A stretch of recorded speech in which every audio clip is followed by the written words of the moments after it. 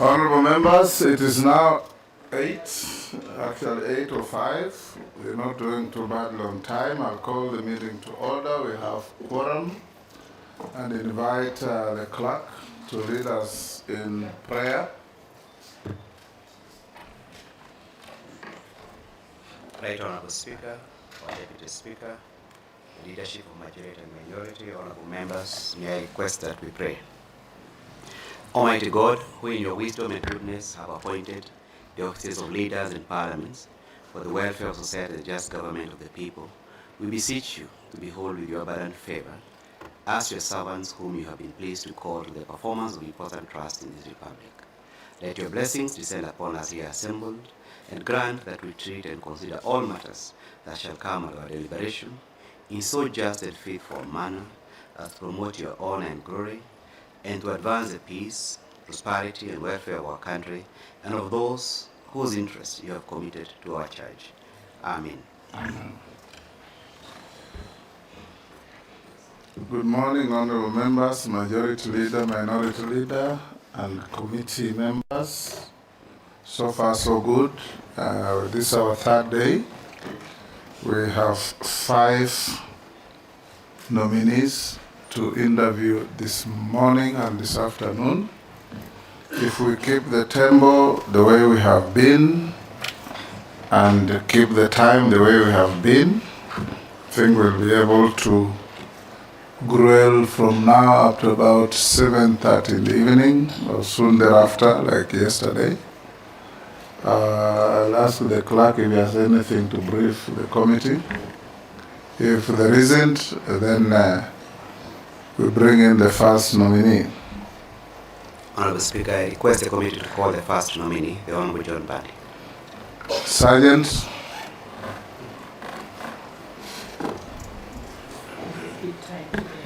Yes.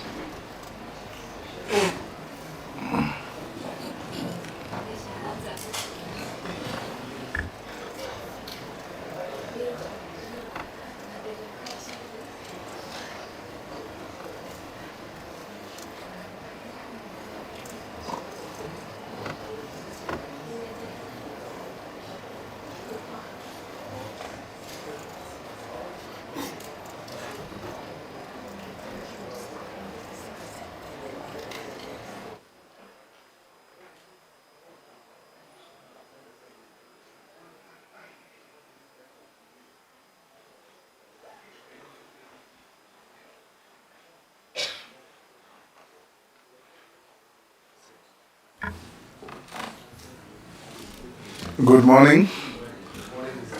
Switch on the mic. For the record, your name is John Mbadi Ngongo. Yes. Is it Ngongo or Ngongo? It's Ngongo. Ngongo. Yeah. Correct. Thank you. And we all know you. You're still part of us. And may, until further notice. You're welcome to this committee,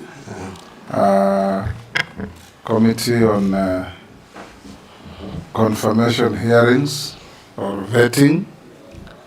I'm the Speaker of the National Assembly. For the record, on my right is the Deputy Speaker, Gladys Boss. My left is the Clerk, Samuel Njoroge. I'll invite members to introduce themselves for the record. Naisula Lesuda, MP Samburu West. Kimani Shongo. Junaid Mohammed. Koech Nelson. Kosi David. Gikaria David. Abdul Rahim Dawood. George Gitonga Burgara. Owen Baya. Robert Mbui. Stephen Mule.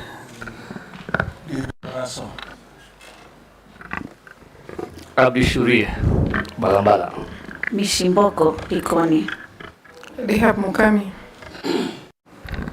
Kaleba Saluti. Now, Honorable Mbadi, welcome to this committee. Thank you. We know you are a serving member of Parliament and you have been in Parliament with all of us. I was with you in the 10th Parliament. 10th Parliament, and you have been with all your colleagues here through the parliaments. Nonetheless, they will be asking you questions, difficult ones, easy ones. Your being a colleague will not prejudice their ability to assess your suitability to hold public office to which you have been nominated. And we'll start by asking you to take an oath. You may opt to use the Bible or the Quran, depending on your faith. Use the Bible. The Bible. Yeah. Be upstanding, take the Bible in your right hand, and recite the oath. I, John Mbadi, do swear that the evidence I shall give before this committee on the matter under its consideration shall be the truth, the whole truth, and nothing but the truth. So help me God. You may sign the oath.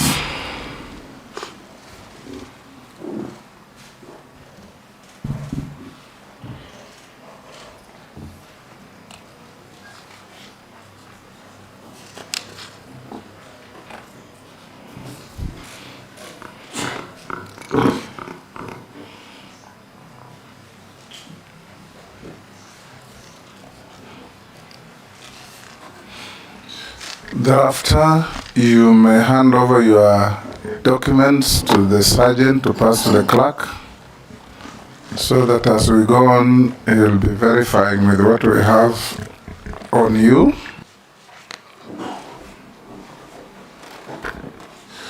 Honorable John Mbadi, we know you have been with us, and you've been nominated by His Excellency the President to occupy the high office of CS Treasury of the Republic of Kenya at a time when exceptional skills are required to help navigate the country through some difficult moments in our history. We want you to introduce yourself for the record. Give us a little preview on your educational background, your work experience, and why you feel suitable to hold the office to which you have been nominated. No more than 5 minutes. Yeah, thank you, Mr. Speaker, and honorable members of the Appointments Committee of the National Assembly. And Mr. Speaker, as you rightly put it from the beginning, I know this committee has a constitutional mandate and responsibility to vet appointments or nominations by the President, and so being colleagues notwithstanding. However, I just want to mention very quickly, Mr. Speaker, that I'm John Mbadi, as I've mentioned before, and as you rightly mentioned. I was born 53 years ago in a small village called Seka in Gwasi, Super South constituency of Homa Bay County. I went to school, first Seka Primary School, 3 years. That's class 1 to 3, class 4 to 8, in another school called Ligongo Primary School. I'll not go into the details because we don't have time to talk about my childhood history. I then proceeded to Kokoro High School. Kokoro Boys is in Awendo constituency, modern day Awendo constituency, where I did my KCSE, and then later proceeded to the University of Nairobi School of Business Studies, that is a Faculty of Commerce. I'm a graduate of accounting, and I'm also a certified public accountant. Actually, I'm a member of the Institute of Certified Public Accountants. I am member number 6101, and I'm in good standing, Mr. Speaker, as can be attested by the file that I've just passed across. Then I must then move straight, Mr. Speaker, to my work experience, which spans over 28 years now. After graduating from the University of Nairobi, Mr. Speaker, I was employed to work with the same university in the finance department. Started off at the very basic level, entry point for a graduate, which is assistant accountant, where I was basically doing the routine accounting duties. But later I rose very quickly to become an accountant, finally to senior accountant 2, and finally to senior accountant 1. In which time now I was involved in more advanced accounting work. I actually was responsible for preparation of the final accounts for the university. I was in a team that was doing that and preparing for final audit. I was also involved largely in cash flow management for the university. I then later left the university to work for an international organization called Media East Africa. It's a humanitarian organization with headquarters in Switzerland. I was the regional finance director responsible for supervising the finance departments of the region, that is Uganda office, South Sudan office, Somali office, and the Kenya office. The budget for that organization, the regional budget, which I was responsible for, was $8 million, which in the current foreign exchange rates could be about 1 billion plus. And my duty in that organization, Mr. Speaker, was basically to do fundraising, do the budget, preparation of budget and fundraising, ensuring proper utilization and efficiency in financial management in the entire region. So I served there for 3.5 years. Then I became a member of parliament, having won my seat for the first time in the elections which were conducted on 29th of December 2007. I won Gwasi parliamentary seat, a seat I won again subsequently 3 times. Actually, I have the record of the only person who has ever been elected in that constituency more than once. But having said that, Mr. Speaker, when I joined this parliament, I have done this now, takes me even to the relevance of my nomination or the docket to which I'm nominated. Since I came to parliament for 15 years, from 2008-15 January to 2022, save for a few months, like about 7-8 months when I served in the cabinet as assistant minister in the office of the president, I have always been a member of the Budget and Appropriations Committee. This committee is the one that actually has the constitutional responsibility and mandates to prepare the budgets of this country. Actually, the budgets that come from the National Treasury are estimates. The budget is a preserve and function of the National Assembly of the Republic of Kenya. So during which time, when I was a member of the Budget and Appropriation Committee, I interacted a lot with the Kenyan budget and the macroeconomic policies. I can attest that I've interacted with the Budget Review Outlook paper, which is always prepared every year. I am very comfortable with how to generate budget policy statements, budget estimates, finance bills, division of revenue bills, county allocation of revenue bill, generally budget process, and the debt management strategy paper. So, Mr. Speaker, I don't want to go into much detail, but let me just mention for relevance that as Assistant Minister in the Office of the President, I was also involved in helping the Prime Minister. In the Office of the Prime Minister, sorry. I was Assistant Minister in the Office of the Prime Minister, and in that office, the responsibility of that office was basically to supervise and coordinate government functions in all ministries, departments, and state agencies, which is very much in line with what my role at the Treasury, if this committee proposes my approval to the National Assembly and finally approved and appointed. In that office, Mr. Speaker, you will recall that there was no minister. And you will also recall that at the time I was appointed, Mr. Speaker and honorable members, there was not even a deputy prime minister. Because remember, the former president, who was the deputy prime minister, had stepped aside because of the cases that he had at the ICC. And the current prime cabinet secretary, who was another deputy prime minister, had already, because of political differences, practically left office. So I was basically deputy or assistant prime minister during that period that I was there. And so by default, and I helped the Prime Minister in coordinating government functions. Now, quickly, because I think my time is almost up, my work in Public Accounts Committee, first as a member in the 11th Parliament for 5 years, and later as the chairman now for 2 years, from 2022, October, I have interacted with how the government spends its revenue. So the government spend is something that now I understand very well. So if I'm given this opportunity, I can easily bring a difference in our financial management, because that is a big concern in this country at the moment.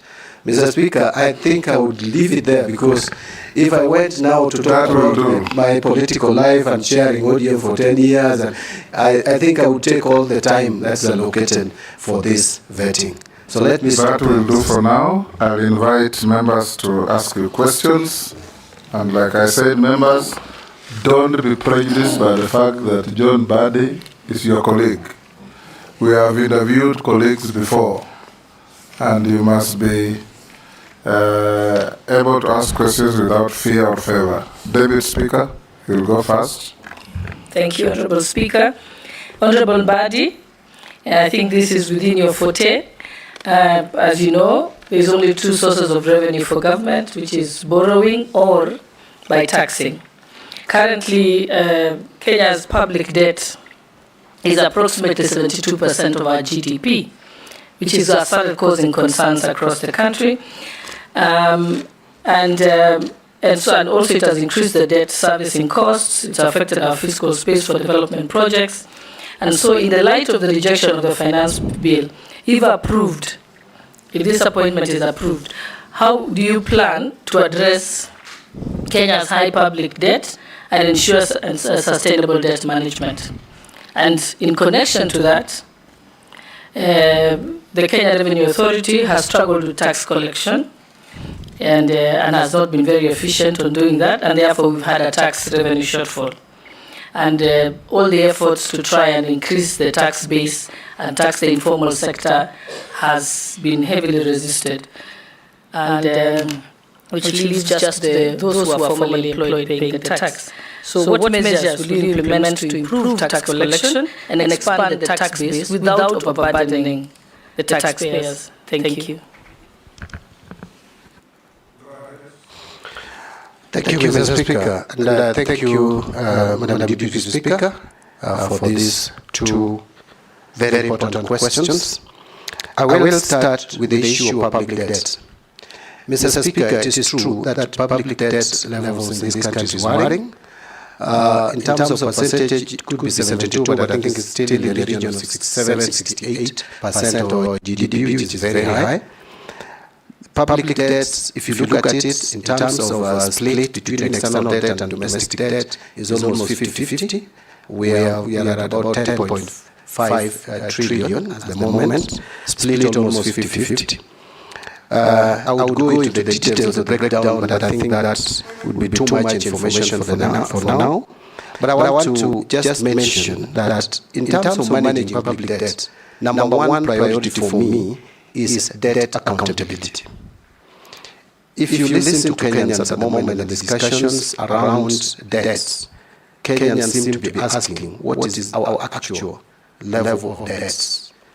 Is it really true that we have a debt level of 10.5 trillion? The answer could be yes, but Kenyans want proof and evidence. So debt accountability is number one priority for me. As a matter of fact, I've asked myself, if Kenyans owe people money, why can't Kenyans know the people they owe money, how much they owe them, and what is the rate, the level of interest for each loan? You will hear excuses that there are certain agreements which probably discourage disclosure.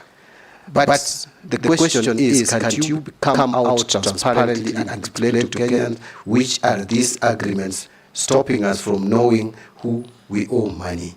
One of the things that I think we need to do is to make a debt register a statutory document, which should be published every year, like we publish all the other documents. Kenyans should know it is not the government that owes money to Chinese. It is to China government or to World Bank or to IMF. We know World Bank is the single leading lender to Kenya in terms of amounts, followed by African Development Bank. Number 3 is China. Number 4 is Eurobond. These people don't, it is not the government which owes their money. It is not the treasury. It is the people of Kenya, the taxpayers, who owe these people money. You cannot owe someone money without knowing how much you owe. So I want to put it that debt accountability is important. 2, we must work on linking projects to loans. We cannot borrow loans for general budgetary support.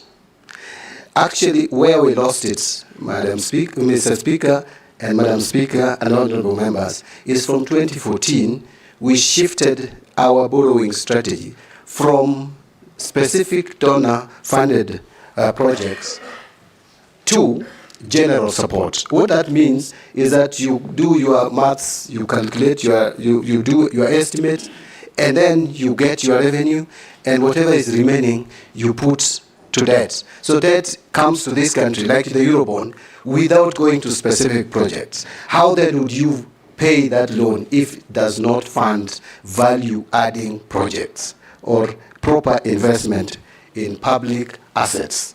So that is something that we must do. Going forward, I'm talking about now going forward, because what has happened, we'll have to deal with it, but going forward, that is what we must do. A lot has been said about revenue mobilization, and the focus has been that we should be changing tax rates, we should be increasing tax rates, we should be coming up with new taxes. I don't think that is the solution. The solution to tax mobilization or revenue mobilization should be targeting the tax collector, KRA. KRA is like a cow which we milk without feeding. We have a provision that 2% of our revenue should go towards building capacity of KRA. But we don't do it. Look at the system that KRA is using at the moment. It needs re-engineering. If you hear or you listen to those who are involved in collecting taxes, especially custom duties. Custom duties, we are losing a lot through smuggling, through counterfeit products, because we don't have a system. We don't have a system that is foolproof, a system that can help us manage some of these tax leakages.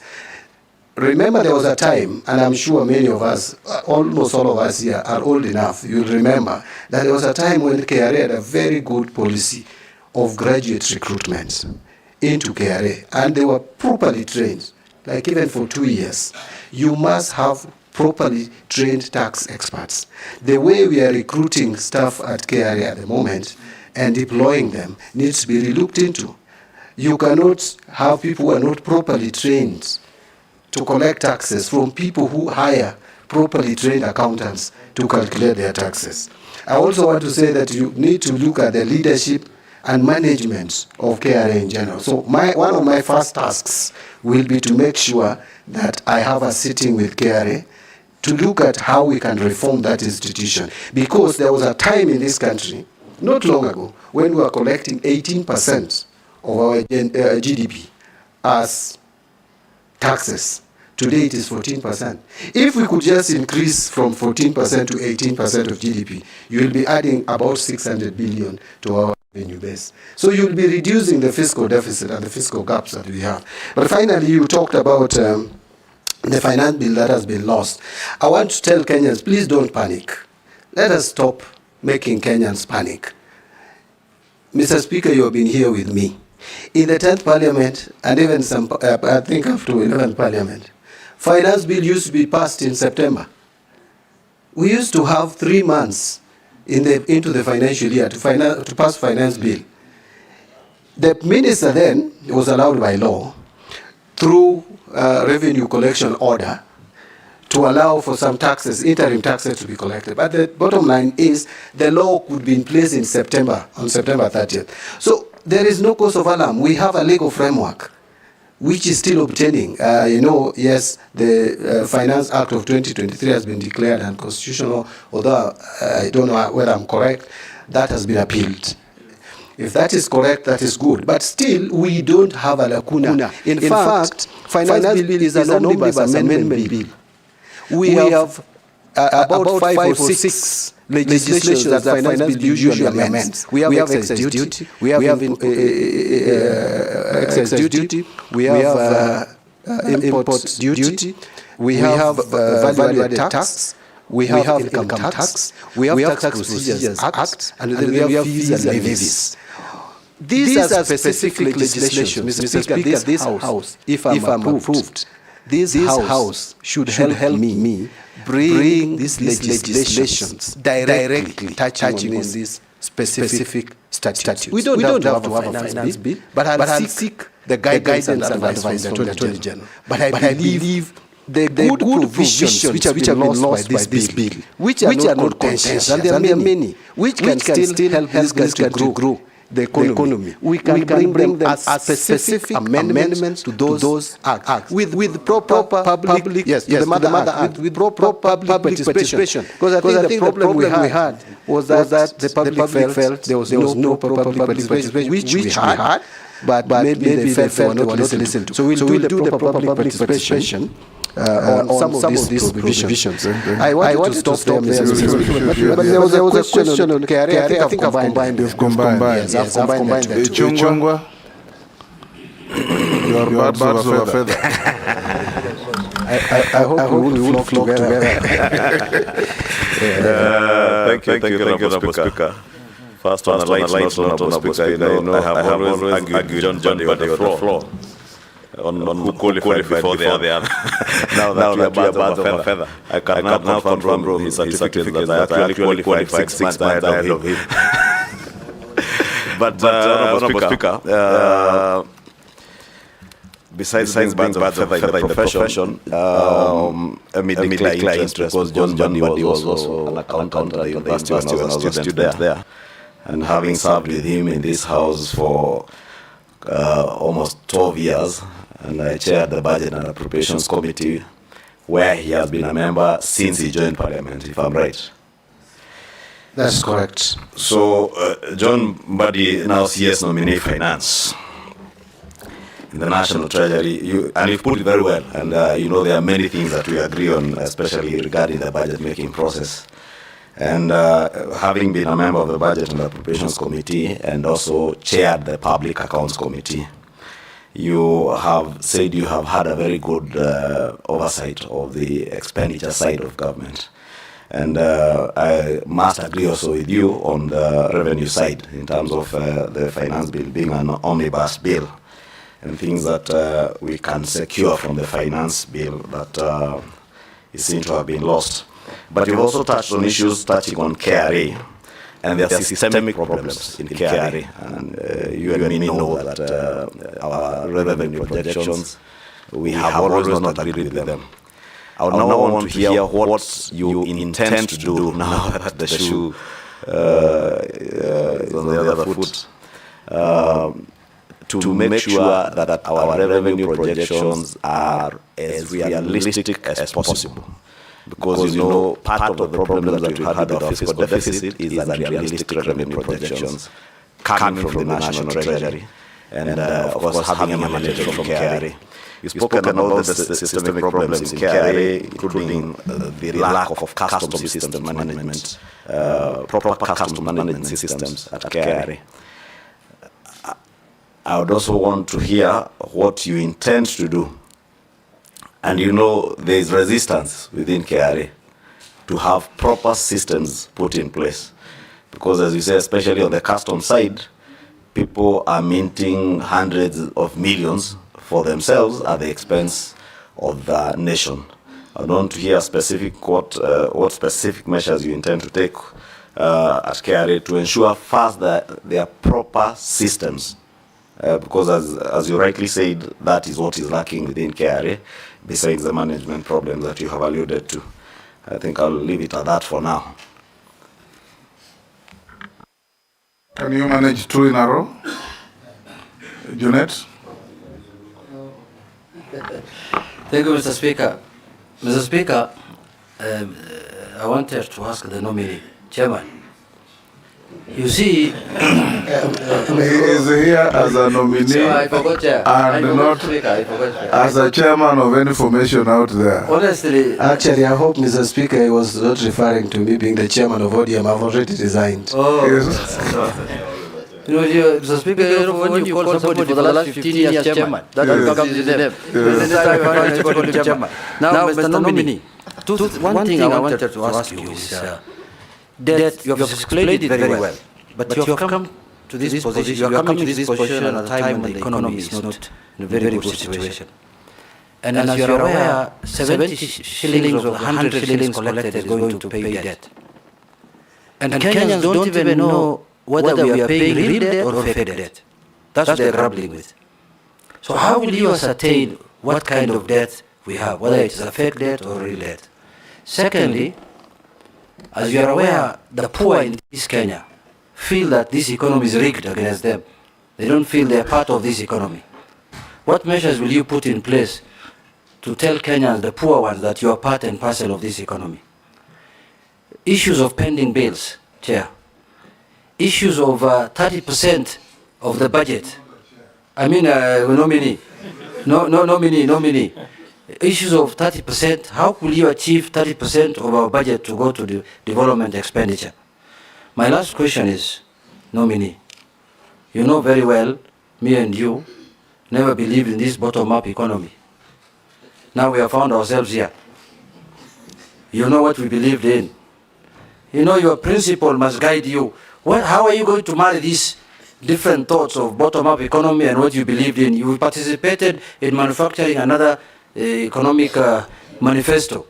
So tell me how you'll marry the two, Mr. Nominee. This bottom thing now that you're inside. Thank you. Thank you, Mr. Speaker. Mr. Speaker, let me start by addressing... Leave the laughing to the public. Just listen and... Thank you, Mr. Speaker. I think... thank you.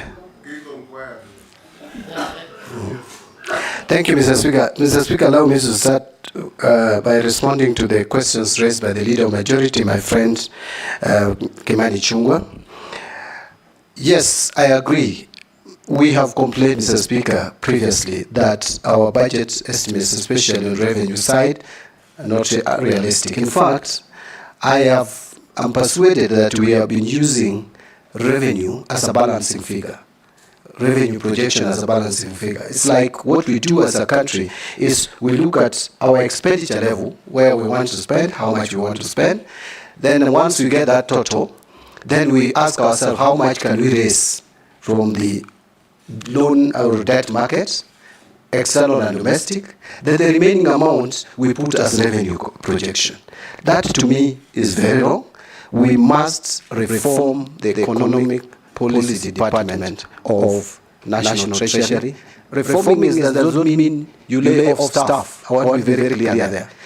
Just focus our economic projections so that they are realistic, they are based on evidence of economic growth.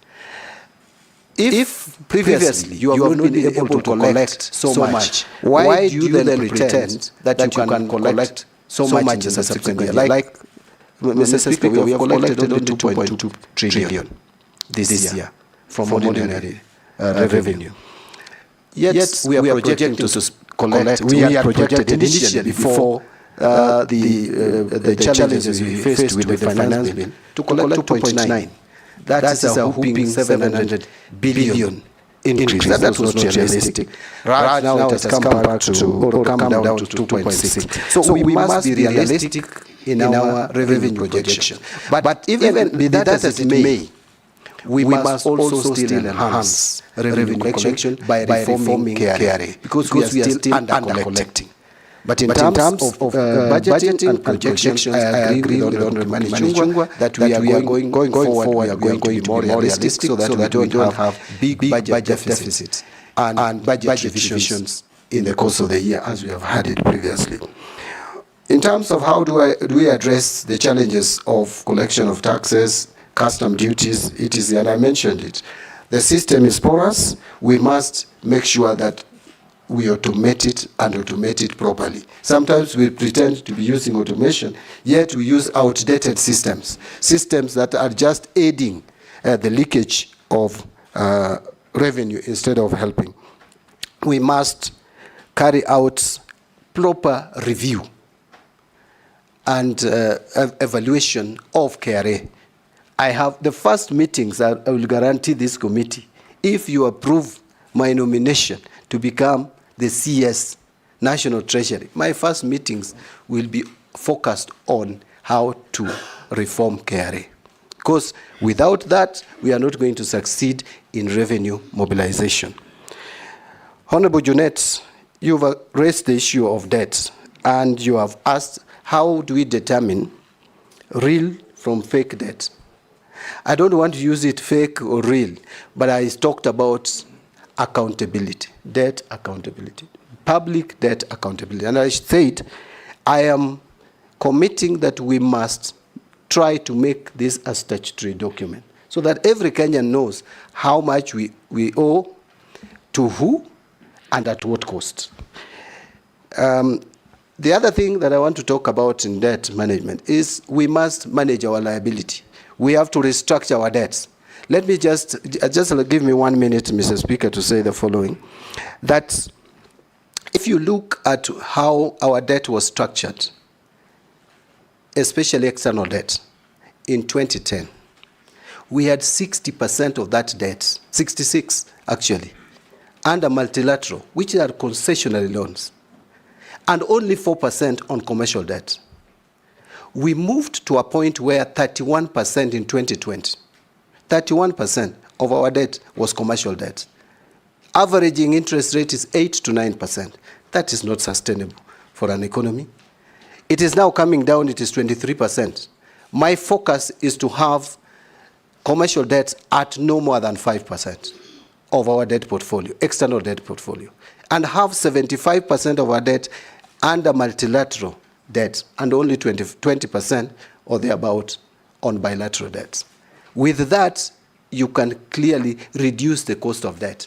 But something else about debt is, Mr. Speaker, and sample this, honorable members, our debt portfolio is 50-50, almost, external, domestic. Yet interest payable per year on external debt is 260 billion, on domestic debt is 700 and almost 50 billion. 3 times we are over borrowing domestically.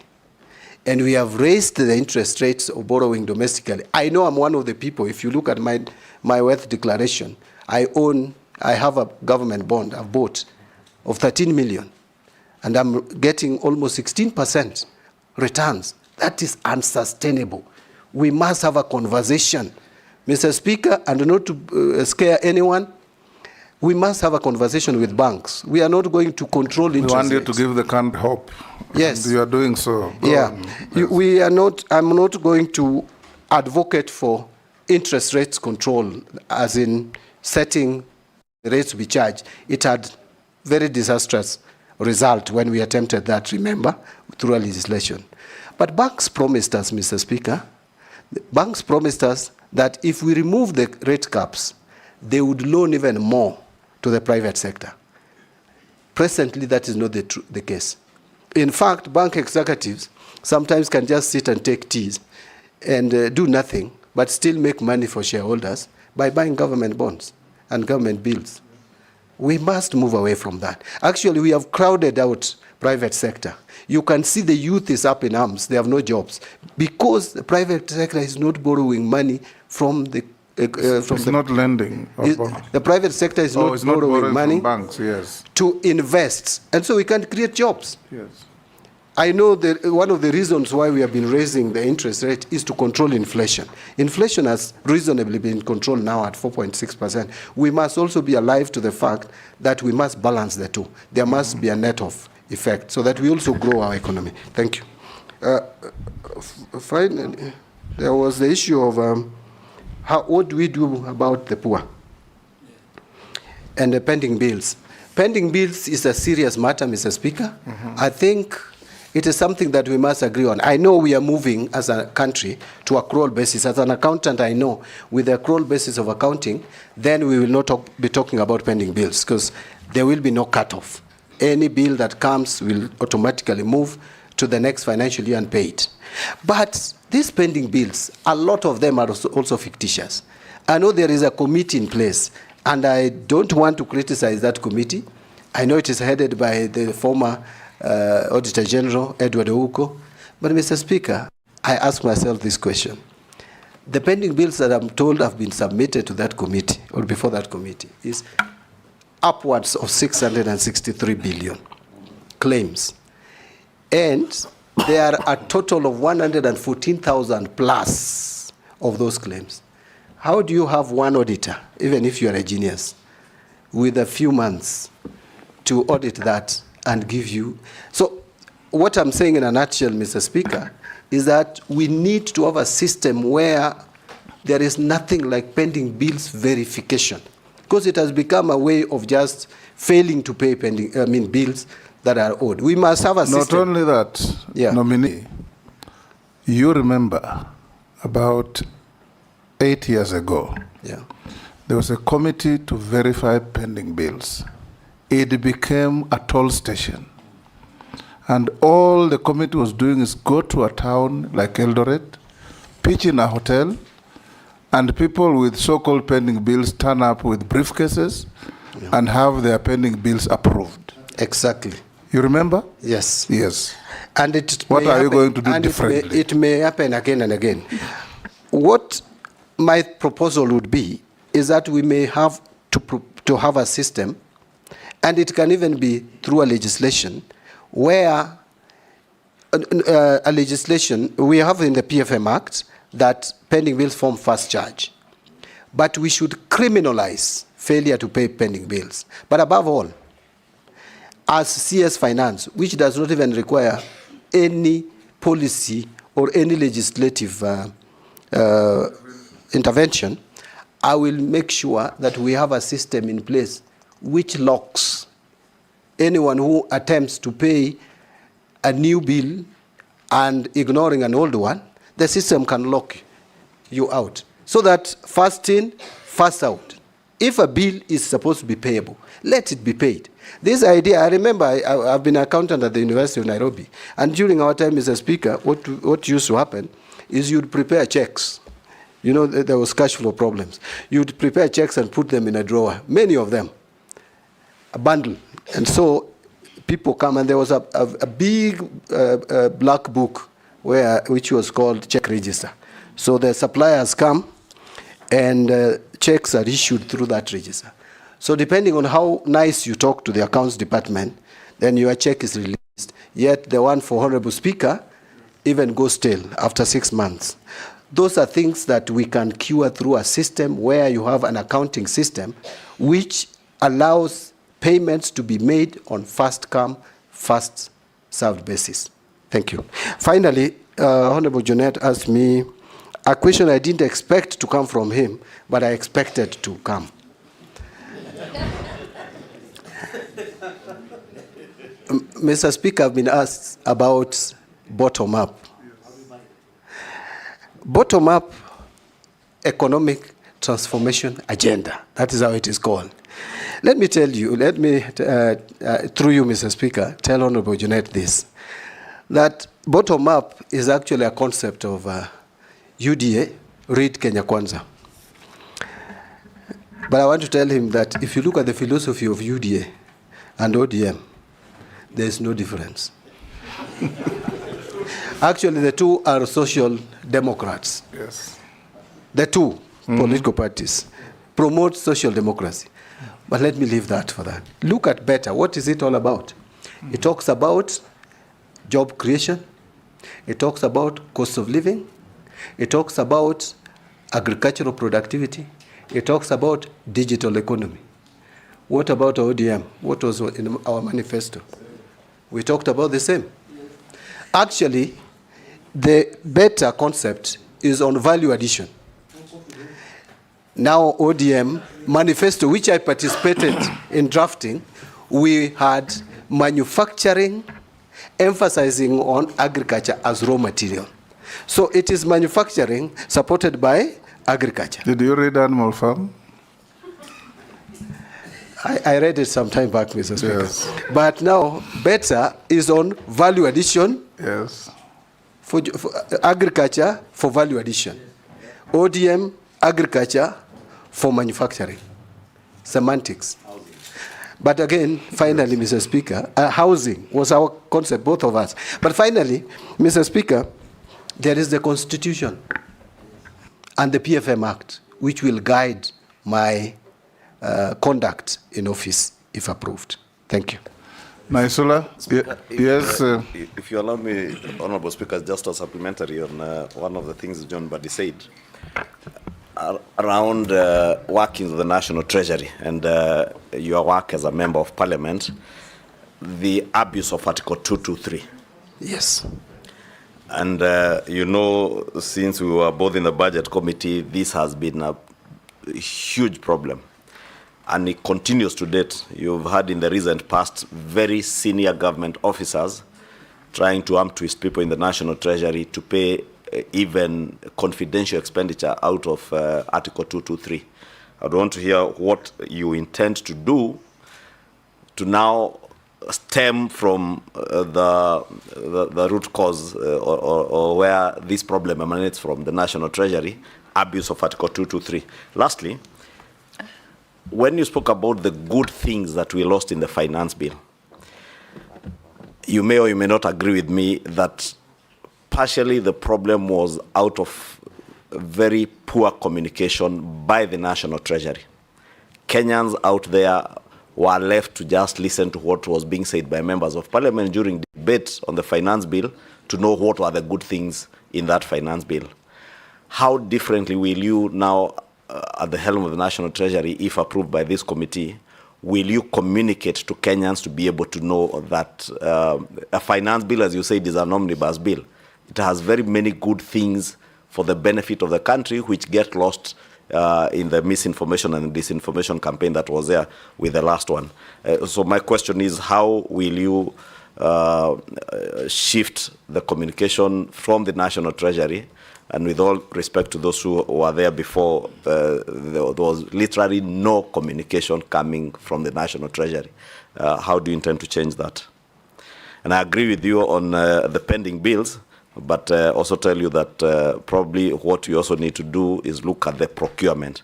For instance, and you've been a member of parliament all these years, CDF. There are never any pending bills in CDF because of the system through which we procure. You only procure when you have exchequer with you. So probably if you get approved, that's one of the other things you need to look at, to remodel whatever is being done in mainstream government with CDF. Mr. Speaker, go ahead. Okay. Thank you, Speaker. To the nominee, Honorable Mbadi, you are on record in Parliament during debate of the last approval of the cabinet secretaries, and it's gone viral, widely known, that you referred to the cabinet secretaries then as skunks. Now you find yourself as one of the nominees. Are you a skunk or are you not? The second question is that we have advisors who, I'm reliably informed, sit at State House, who advise the President on matters economy. You will be seated at Treasury. I would like to know, between if this committee and the National Assembly approves you, you will have your opinion, they will have their opinion. How do you marry the two to make sure that you're talking the same?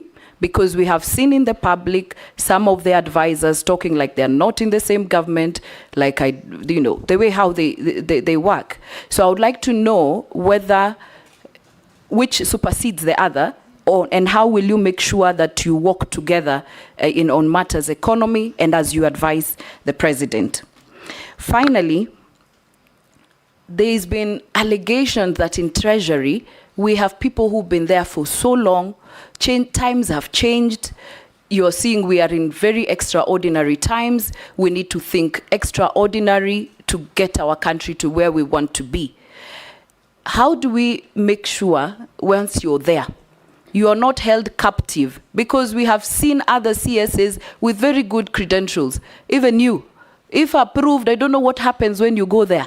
I don't know whether it is the system, you become captives of IMF, you become captives of what is going on. What will you do differently? Because we are in very extraordinary times, Mr. Nominee.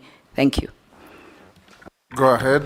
Thank you. Mr. Speaker, allow me to, in response to the questions by Leader of Majority, to start with the pending bills on. In fact, Mr. Speaker, I had a lot to say, but because of limitation of time, I left out something on the issue of pricing and general procurement and supply chain management. That is an area that we must address. It is what we would call addressing corruption. Mr. Speaker, if you are to buy omena in Kisumu and buy it in Kericho, despite even the transport cost, you are almost buying it at the same price. But in the same government building, 5th floor, 10th floor, buying the same item at different prices. We cannot continue like that as a country. We must find a system of standardizing our prices. And again, there has been talk about automation. End-to-end procurement must now be implemented. We cannot procrastinate further. Kenyans are crying for value for money. Kenyans are talking about economy in the use of our resources. That must be realized by deliberately ensuring that we automate procurement, from the budgeting to procurement, to receipt of goods, to payment. It must be end-to-end. This idea of saying we will implement it in July, now it has been moved to January. The moment I become a CS, I want to make sure that that is implemented so that there is value for money. We can save. The former president talked about us losing 2 billion shillings a day. The current president has also talked about us wastage. In fact, Mr. Speaker, you'll remember there was a time we used to talk about 10%. Now it is 30% and counting. If you listen to those who are involved in procurement, we cannot continue in that trajectory, especially now that resources are becoming more and more scarce. We must make sure that the little resources that we'll collect, and that is the responsibility of CS Finance, by the way, to ensure that there is proper accountability and transparency in the use of public resources. On the issue... Mbadi, are you saying that we, apart from the IFMI system, the IFMI system is not working? It is not end-to-end. IFMI system is, the procurement is broken. It is not end-to-end. They will tell you we have automated procurement. It's not true. So we must make sure that from budgeting all the way to payment and even use of goods, it is seamlessly integrated. We must do that.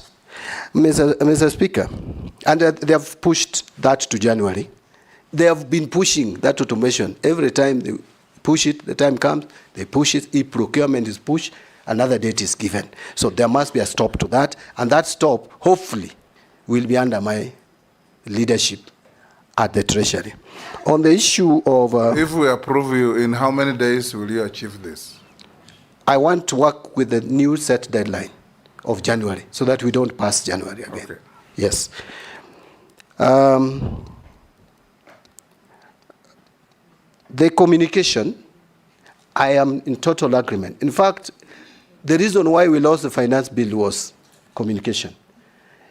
And this we must change. And by the way, one thing that I would want to talk about and maybe advise the current government, now that I'm going to sit at the highest policy decision-making body, if approved, is that we must improve on our communication. All departments, communication cannot be left one individual called communication, Honorable Mwaura, no, government spokesman. We must have every ministry and department communicating explicitly and clearly to Kenyans. And Treasury is going to lead. I have already inquired and found that we have a state-of-the-art media center at the Treasury on 14th floor, Mr. Speaker. That must be utilized properly. But again, we must understand that the current generation would not be very comfortable with the conventional, the traditional ways of communicating. We must be innovative. We must use the current system of communication. I know I'm not in Gen Z, I'm not a millennial, but we must be responsive to the way they communicate. And my ministry will adopt modern methods of communication. The final one was from Honorable Shungwe, and it was the first one. What did you ask about the Finance Bill 2024? That Finance Bill was on what you have actually what I've just now, Article 223. Article 223 abuse. Now, Honorable Shungwe and I have complained over the years about this Article 223 being misused and abused. Remember, Mr. Speaker, Ruaraka land was bought through Article 223, which, if you look at the Constitution and PFM Act, is very clear on how we should apply or use Article 223. It was for a good intention, that before that the government may find that there is something that should be addressed urgently, but there are not enough funds. Yet now we abuse it. We spend it on anything. Fortunately, it requires approval of the CS Treasury. And so if that abuse is to continue, it is John Mbadi, if you approve my nomination, who will continue with that bad habit. But I came up with a legislation, Mr. Speaker, not to cause any aspersion on this when I was just recently. I'm still a member of parliament anyway. I wanted to have some controls and checks on application of this Article 223. It was frustrated at the committee stage of the House, Committee of Finance. Why? Because Treasury refused to accept that legislation, where I wanted, before money is spent, before Cabinet Secretary approves, he should inform Parliament, give Parliament 17 days, just because Parliament is the one that has the constitutional mandate to approve expenditure. No any other body, even Cabinet Secretary. But now, it was frustrated. I hope another member will pick it up now that I'm there, so that I don't resist it further. But I want to give guarantee in the meantime, with the current legal framework, the easier route is if you I will not allow for abuse you of this. become part of government, introduce as a government bill through the majority leader. I will be very happy to take it up if he sends it as Take it to cabinet. Thank you, over to majority. But Mr. Speaker, let me just give confidence that this article will not be abused, even with the current legal framework. Okay? To the questions by Honorable Naisula, skunk.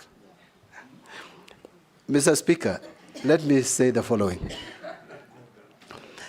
Up to now, I'm a member of the National Assembly with a mandate to oversight, with a mandate to legislate and to represent. Mr. Speaker, I have a duty, up to now, to vet and approve President's appointees. I must discharge that mandate properly. And that is what I did. I am moving to the other side of the executive. I will not have that mandate anymore. It is now the mandate of Honorable Naisula and the rest of us to determine whether John Mbadi is a skunk or not. I want to leave it there. On advisors, it is true, and by the way, you can't stop the president from having advisors, whether political, economic, or otherwise. He has that mandate, he has that authority to hire. The only thing I want to state is legally, I am the principal, or I'm going to be the principal, if approved, advisor to the president on matters finance. You advise, the person advised takes the advice or not. You cannot force the person you advise to take your advice. But I also believe that these people are professionals like me. So we would be engaging at one point and agreeing or disagreeing, but the final decision will be taken by the cabinet, which is chaired by the president. Finally, the only caution I would give is, if you are an advisor, please make sure the person you advise communicates. Don't communicate on behalf of the person you advise. So if I have advisors today, what I would do is to tell my advisors, please make sure when you advise me, I communicate the advice. of thumb. Advisors are never known. Thank you. They are backroom operators. Yes. Yes. Thank you. Finally, it's about, you are very polite. They call them treasury mandarins. The people who frustrate the efforts, the good efforts of the treasury. I don't want to call them treasury mandarins. Some of these gentlemen, ladies and gentlemen, are actually very experienced. Almost all of them, by the way, very experienced economists, accountants, finance experts, etc. It is just about leadership. I'll provide leadership at the Treasury so that we make sure that we work for the interest of this country. If there are gaps, I want to call them gaps. If there are gaps in resource capacity or human resource capacity at the Treasury, I will liaise with the relevant authorities to make sure that those gaps are filled. Thank you. Yes, Nelson. Maybe even one question. Yes, Honorable Mbadi. Maybe even hijacked and asked three. Ask one question each so that others can also ask. Maybe even consider further shuffling some of those senior treasury officials. I'm told that the mafia and the cartel there is so strong that they decide on when to send an exchequer, to release an exchequer where. So that you find agencies, some of the agencies are 60, 70% or 90% on consumption of the exchequer, yet you have others that are still lagging at 40, 50% way towards the closure of the financial year. So they are very powerful, and I think it is just not about, leadership. It's about also trying to shuffle those senior cartels that are there in the Ministry of Finance. And please do it if this committee approves you. Mine was a comment. And a question, is the exchequer, not exchequer release, on shareable revenue to the counties? The law says the 15th of every month, the shareable revenue should be released to the devolved units. It has never been done in the last 10 years. What will you do different to make sure that our counties receive their shareable revenue on time? Thank you, Honorable Speaker. Honorable Mbadi, should you be approved? This country is in ICU. In my look, it's in ICU. Number two, the success of all other cabinet secretaries that Parliament might approve, which now seems to be an alumni of Nairobi University, the success or failure of cabinet secretaries will be University of Nairobi. University of Nairobi is now the cabinet is alumni of Nairobi University, but the success, Honorable Mbadi, should you be approved, is actually you. The success or failure of all of them will actually be you. So my question is this: what took us where we are from the public is opulence. It is the behavior of public servants and government servants vis-a-vis the performance of our economy. The talk of a performance of our economy is that it is very bad. The behavior and the look of the people who work in government is that it is very good. And I will give you an example. A minister driving a Prado, and then he has a chase car, which is a Prado. And actually two of them, I have seen this on the road. Since this problem, I have not seen any government or minister's car. I don't know if they have hidden them or not. But the truth of the matter is the behavior of the government servants and the performance of economy is not actually commensurate. So my thinking, Honorable Mbadi, if you look at what you are saying, these are long-term, medium-term. I would propose, should you get this opportunity, let the minister drive a maximum car of 2,000 cc. Do what Kibaki did during Kibaki, so that the behavior of government servants and the behavior of economy actually goes together. But if you don't do that, Honorable Mbadi, that the people of Kenya will see, then you will be actually a failure. Maybe mine is a comment, Honorable Speaker, but that is a very big comment. What is your opinion, Honorable Mbadi? I thank you, Speaker. Take the third, Kikaria. Thank you, Honorable Chairman. Mine, first of all, is for the public out there. There has been this clamor that the president does appoint political appointees into. I think John Mbadi is answering them. They are out there. John Mbadi is making a good account to answer that question to the public. My question is to the nominee is this. Currently, you're the chairman of PAC, and the auditing financial statement usually are 2 years or 3 years. in delay. The Auditor General's report, which is a very important report for purposes of oversight, usually come late, maybe 2 or 3 years behind. What steps will you take to expedite the conclusion and consideration of the audit report in Parliament? Thank you, Honourable Chairman.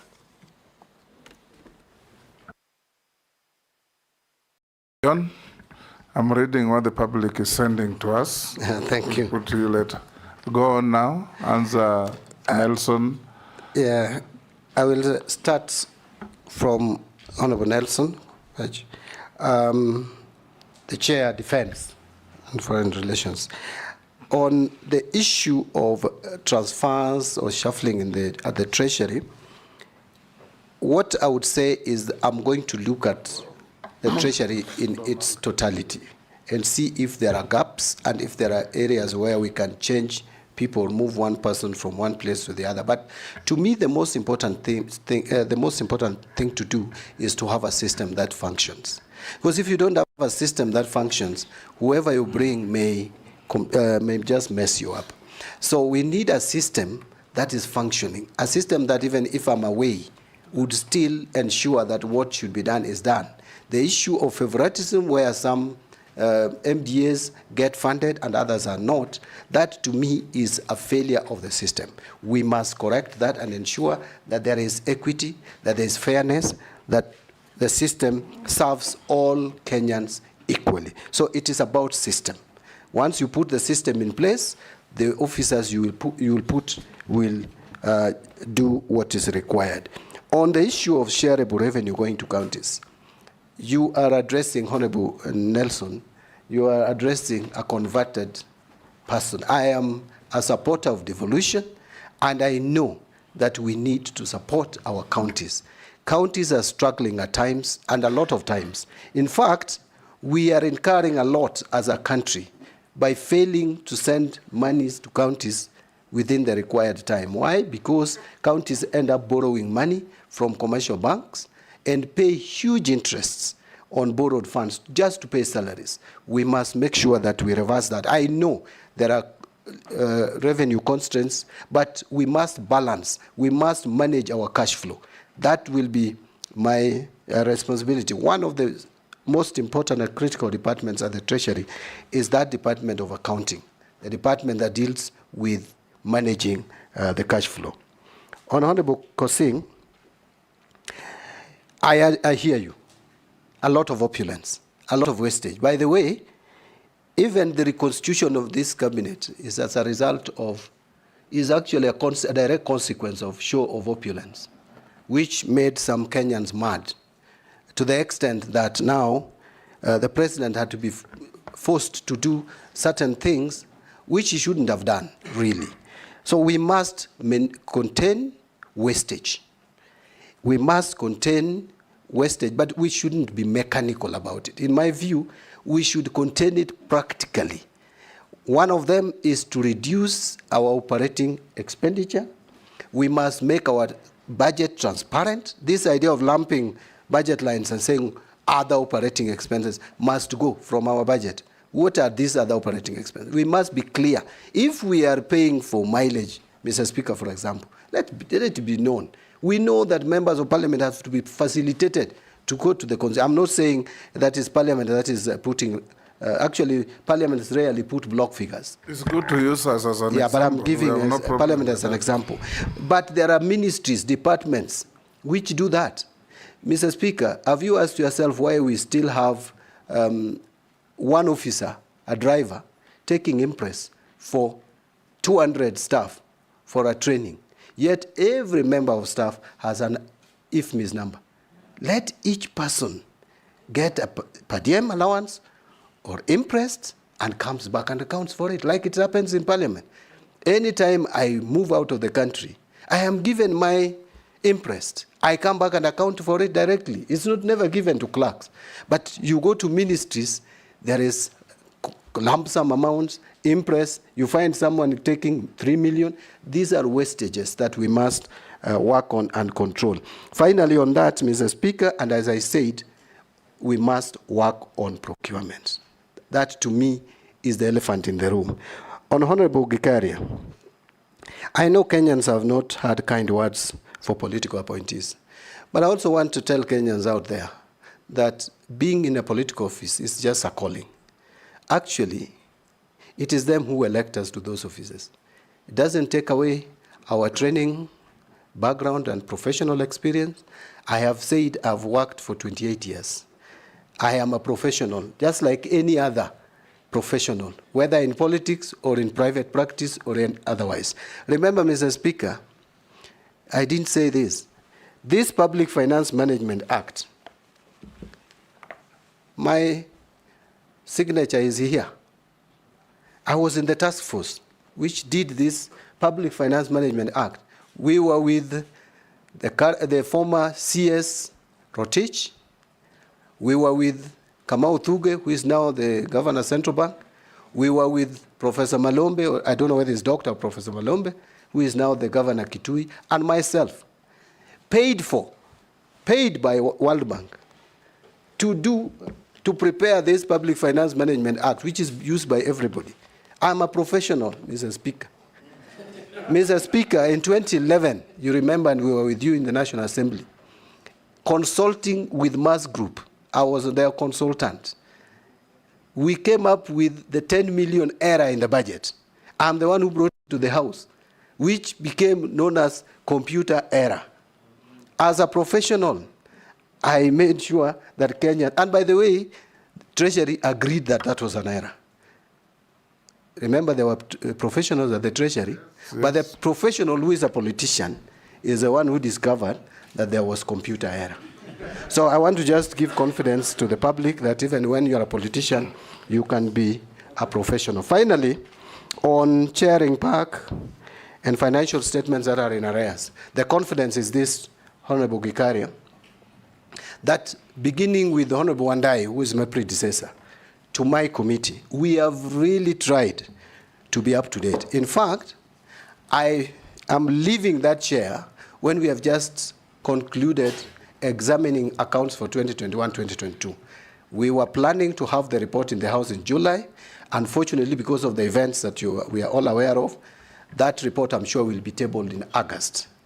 Then we'll only be remaining with 2022-2023, because 2023-2024 has not been audited. It will come next year, like February. The committee that I'm leaving in place, I am sure before the end of this fiscal year, will be done with 2022-2023 and table their report. So we'll be up to date. There should be no worry at all. The National Assembly has done a lot of justice to our audited accounts. But, Mr. Speaker, you'll allow me to mention that we need to give more resources to our Auditor General to do special audits, do forensic audit, because this financial audit that we are paying too much attention to is not going to help us really improve financial management.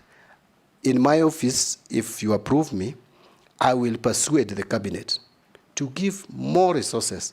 We can afford to give more resources to Auditor General to save much more, because we are losing so much. Special audits, and I've left quite a number, which I asked the Auditor General to do. If you look at those special audits on the study, 3 of them I'll mention. One is on Article 223, Mr. Speaker. It is there in Parliament, and the committee will deal with it. There's another one on fertilizer.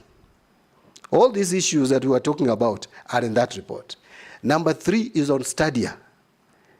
Serious mismanagement of resources or in construction of our study across the country. If you look at that report, you would be very happy with the work of the Auditor General, as opposed to financial report. So we should really give more resources to the Auditor General to do special audits so that Kenya can save money, which is being wasted through corruption. Thank you, Mr. Speaker.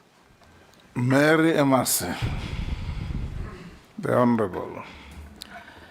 Thank you, Chairman. Nominee, my questions to you start from a statement you've just made to Kenyans, confirming that in the collapsed finance bill 2024-25, that indeed there were good clauses or good intentions for Kenyans. And that is why some of us who voted yes believed in incorporating the views of Kenyans through public participation, removing the bad and approving the good therein. Having said that, one of the reasons why we've been judged harshly by Kenyans, and again you've alluded to that, is the miscommunication. How we communicated the contents in the finance bill to Kenyans, which was surrounded by a lot of propaganda. Now, my question to you, how best do you think that we should communicate to Kenyans? How best should we do public participation going forward? Because you are the one who is going to bring to us the next finance bill. Secondly, you've also spoken to the aspect of revenue raising. And you've said you're going to look at, have a dialogue with KRA and see how best to improve KRA. Do you believe by just restructuring or reorganizing KRA, we will be able to raise sufficient revenue to finance our budget?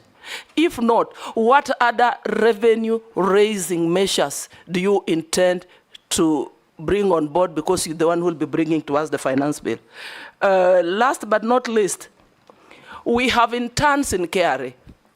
Some of them have been serving for the last 3 years and just getting stipends. They have not been confirmed. Yet I'm also aware that KRA is understaffed. For them to realize the objective, they need to be staffed properly. What are your thoughts? What are you going to do about it? And finally, the last one. One at a time. The last one, Honorable You've Speaker. hit 2 already. Just the last one. Again, a nominee in the supplementary estimates 1 for 24-25. We have rationalized expenditure for all sectors in pursuit of fiscal consolidation. And this is adversely affecting some of the social safety nets that are likely to affect the most vulnerable members of the society. How do you intend to turn around the economy so that you cushion Kenyans to prevent negative impact on their welfare? Thank you. Members, at least be conscious of your colleagues also queuing to ask questions. Chair, my apologies. You know, we've worked with the nominee in the budget and appropriations, and we're also in the same line. So I had a number of questions. Thank you. Divorce and due familiarity with the nominee, and interview them in the manner we have been interviewing others. Dawood. Thank you, Mr. Speaker. One question. Thank you, Mr. Speaker. The nominee, Honorable Mbadi, the division of revenue for the county governments was reduced because of the failure of the 2024-2025 finance bill falling. And now, subsequently, the finance bill 2023 has been declared unconstitutional. Do you, in your opinion, think that again you will ask for the division of revenue from 380 billion going to the counties going down again? Secondly, is the tax policy, being an accountant of long standing, you know, there has to be, tax has to be simple and not be changing each and every other day. You have to give businesses time to recover, because if you change tax policy every other year, how do people plan on what they are going to do? Because that is the other issue. You talked about pending bills as well. You said they should not be paid, or you will have a system. What kind of system are you talking about? You're saying they will not be paid, or you will pay them, but in what manner will you pay them? Thank you. Murugara as well. Thank you, Mr. Speaker. Nominee, the Honorable John Mbadi. To the eyes of Kenyans, you are actually the treasurer of the country. You are the one who is going to be responsible for everything that we treasure, especially our money. The first limb is, would you be able to take a stand and keep that stand firm? Will your yes be a yes and your no be a no? And if so, Kenyans know very well that the reason why we are where we are grossly is because of pilferage of public resources. And everybody knows what the Auditor General, whom you propose to be funded, has been reporting year in, year out. But not one, not two have been taken to court or any form of action taken where it is glaring that public resources are actually being wasted. If this committee affirms you to be the CS Treasury, can you tell Kenyans whether you would actually stand with them to have all thieves, corrupt people, everybody who has pilfered being brought to book to take responsibility for that crime? Answer those, Honorable Mbadi. Thank you, Mr. Speaker. Through you to address the questions raised by Honorable Massey. Honorable Massey, I can't overemphasize the value of communication, and I would repeat again that one of the weaknesses of the Finance Bill 2024 is that it was not explained properly. And remember, there was this tax on motor vehicle. No one could explain why it was necessary. The people, some of the people or speakers the government sent or Treasury sent to explain it even made a mess of the explanation by saying that this is to increase or enlarge the tax base. Yet almost every one of us who owns vehicles, we pay taxes in one way or the other. So communication is key. Public participation, I think National Assembly, Senate, we need to come up with a clear legislation on public participation. Given the recent events at the courts, we must. This is a priority, and I am looking straight at the majority leader and the minority leader. Then the Speaker, Mr. Speaker, kindly help the government get a legislation in place if the government has not prepared one already. AG is working on one. The AG is working on one, I hear. That is very good. So, yes, I don't want to say that there was propaganda or otherwise. You know, if the animal had become bad, Mr. Speaker, in the eyes of Kenyans, the Public Finance Management Bill 2024. So reasoning was thrown off the window, and everybody believed it should be defeated. So I think that is what, but that is because of the communication. On the issue of, so you see, at the beginning, for us to communicate effectively on any matter that comes from government, first there should be believability. I think trust level has gone down. We must build it. We must rebuild trust level. The government must rebuild that trust level. On revenue collection, there are many other measures, but the most important is we must clearly have a state-of-the-art system to collect our taxes.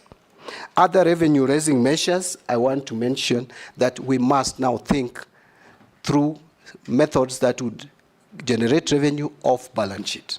One of them is climate change financing.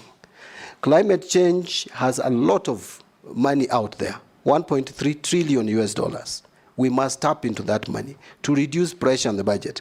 My colleague and friend Honorable Duale's budget should heavily be funded from the climate change financing.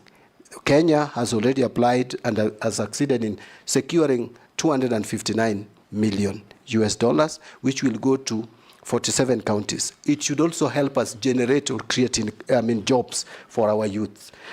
Another one is PPPs. And Mr. Speaker, allow me to say something about this. You know, we must adopt public-private partnership as a country. But this is going to be very difficult because already the public don't understand PPPs. You can see the issue of JKIA, Mr. Speaker. It's because the public does not understand PPPs. But PPPs is the route to go. We just need to be clear. We just need to have the framework in place. I must give capacity because it is resident in Treasury. Capacity to that department dealing with PPPs. Not just look at the big projects. Mr. Speaker, we must also apply PPP even in small projects to reduce pressure on exchequer. For example, I'll give you an example which I learned recently, that Kerio Valley Development Authority has a 2-acre land here at Upper Hill, and they had got a private investor to develop offices on that plot for government offices. That request was sent to the National Treasury, and it is gathering dust until they gave up. We must embrace PPP, not just for big projects, across level. And your guess is as good as mine why people focus more on big projects and not the small ones.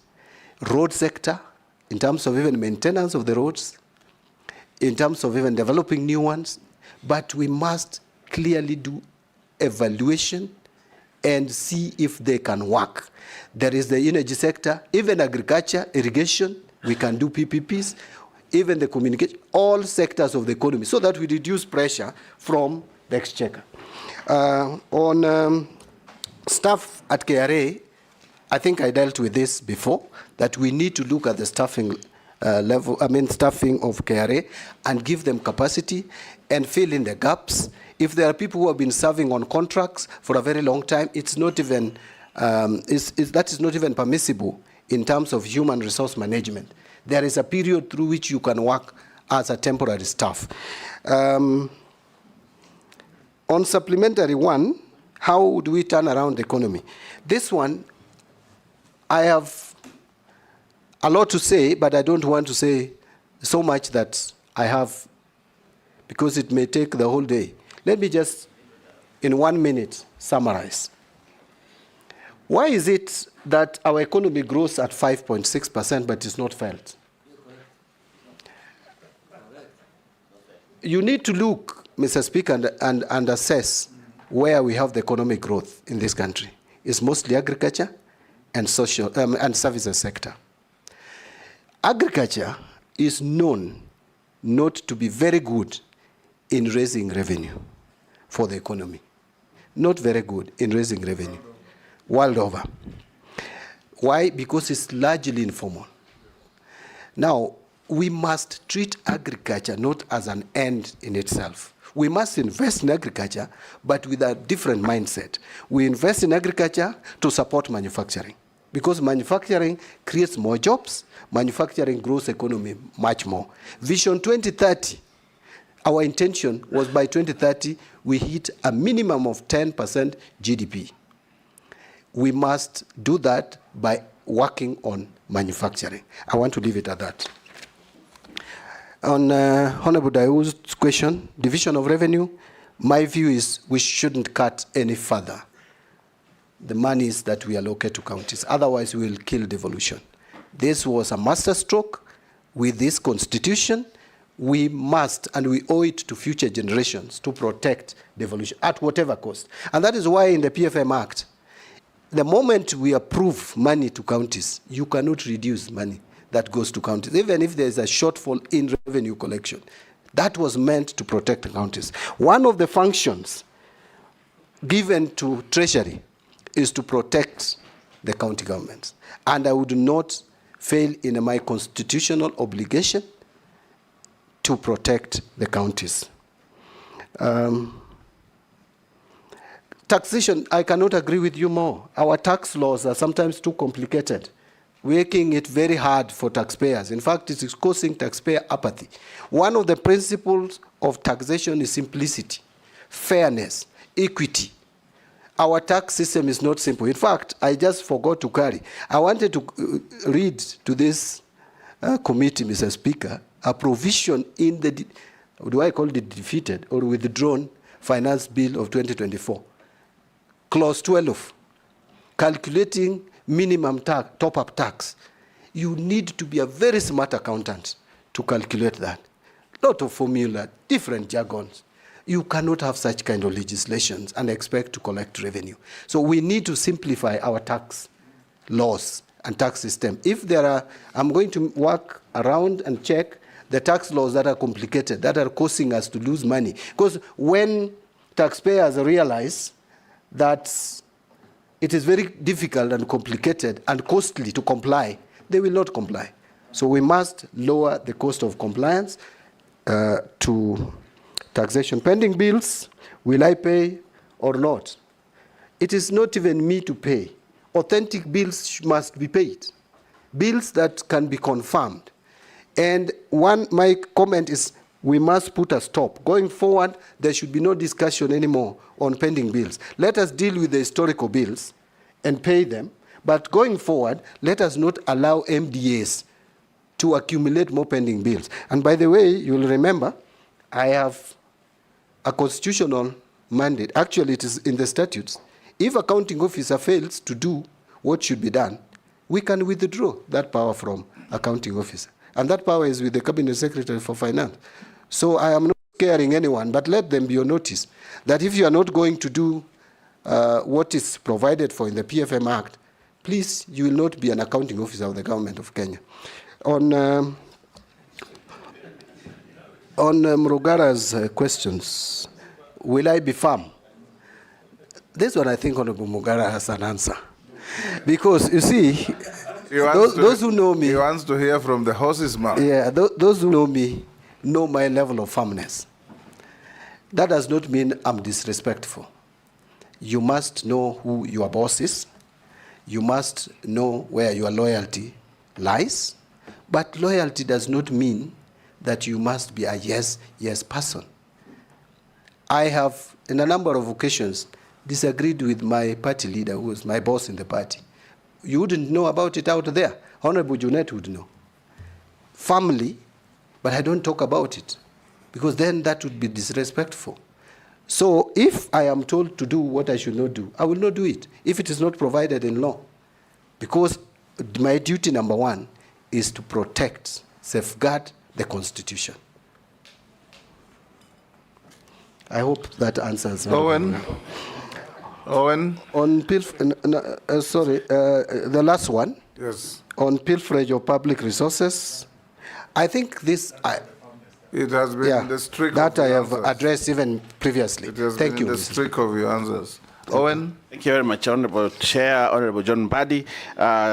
Two quick questions. One, VAT refunds and tax refunds is actually one of the loopholes that people use to pilferage funds in this in the government.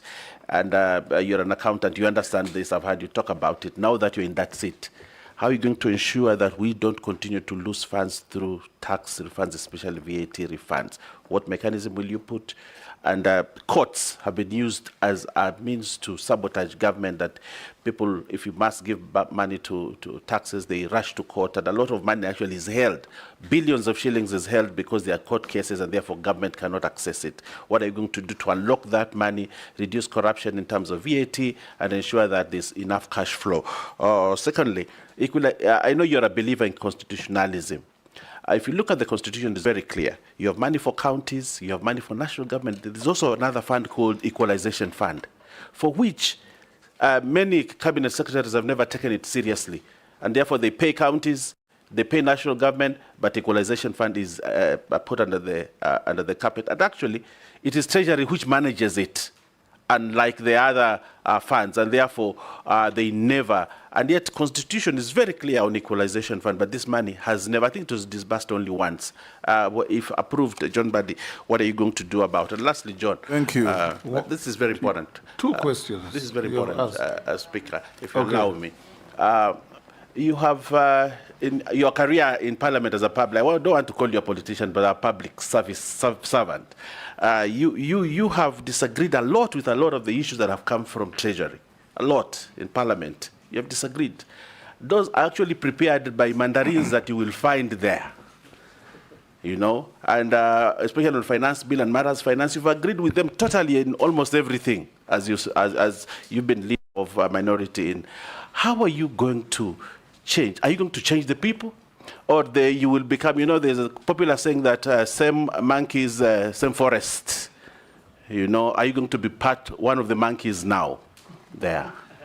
Or are you going to say, I want all the monkeys out and you become the bigger monkey and manage? Thank you. Robert? Thank you, Speaker. From skunks to monkeys. Now, Speaker, you'll allow me two quick questions, one on integrity and the other one on capacity of the nominee. And from the words of the nominee, trust level has gone down, and that's one of the problems we are facing. Now, this is a public office that you've been nominated to that requires serious public trust. I want to take you back. Today you've admitted that there are very many good provisions that were lost in the finance bill. In fact, you're looking for ways by which you will be able to redeem. But you on the floor vehemently opposed this finance bill. In fact, at every clause you said, reject the bill. So now, doesn't this make you appear pretentious, deceitful, and probably a master at doublespeak? And why should Kenyans trust you? Because you've been on record and Kenyans watched and listened to you. Now, on the other bit, still on integrity, you know, we've had this case that one of your predecessors ended up in court on the issue of the dams, Aro and Kimwarer. I was in Parliament with you and we discussed this severally on the floor. These are payments that were made when, in fact, even the feasibility studies probably had not been completed. How will you make sure that this kind of payments will never again materialize from Treasury? And now on the issue of capacity, as Azimio, where you are a member until just the other day, we were alarmed by the Kenya Kwanza plans to increase taxes and borrow more, and we are saying we are not even seeing the development out of that money. Noting that Kenyans do not want punitive and excess taxes, and at the same time the young ones have said they don't want us to borrow. Can you tell us how you will navigate that space?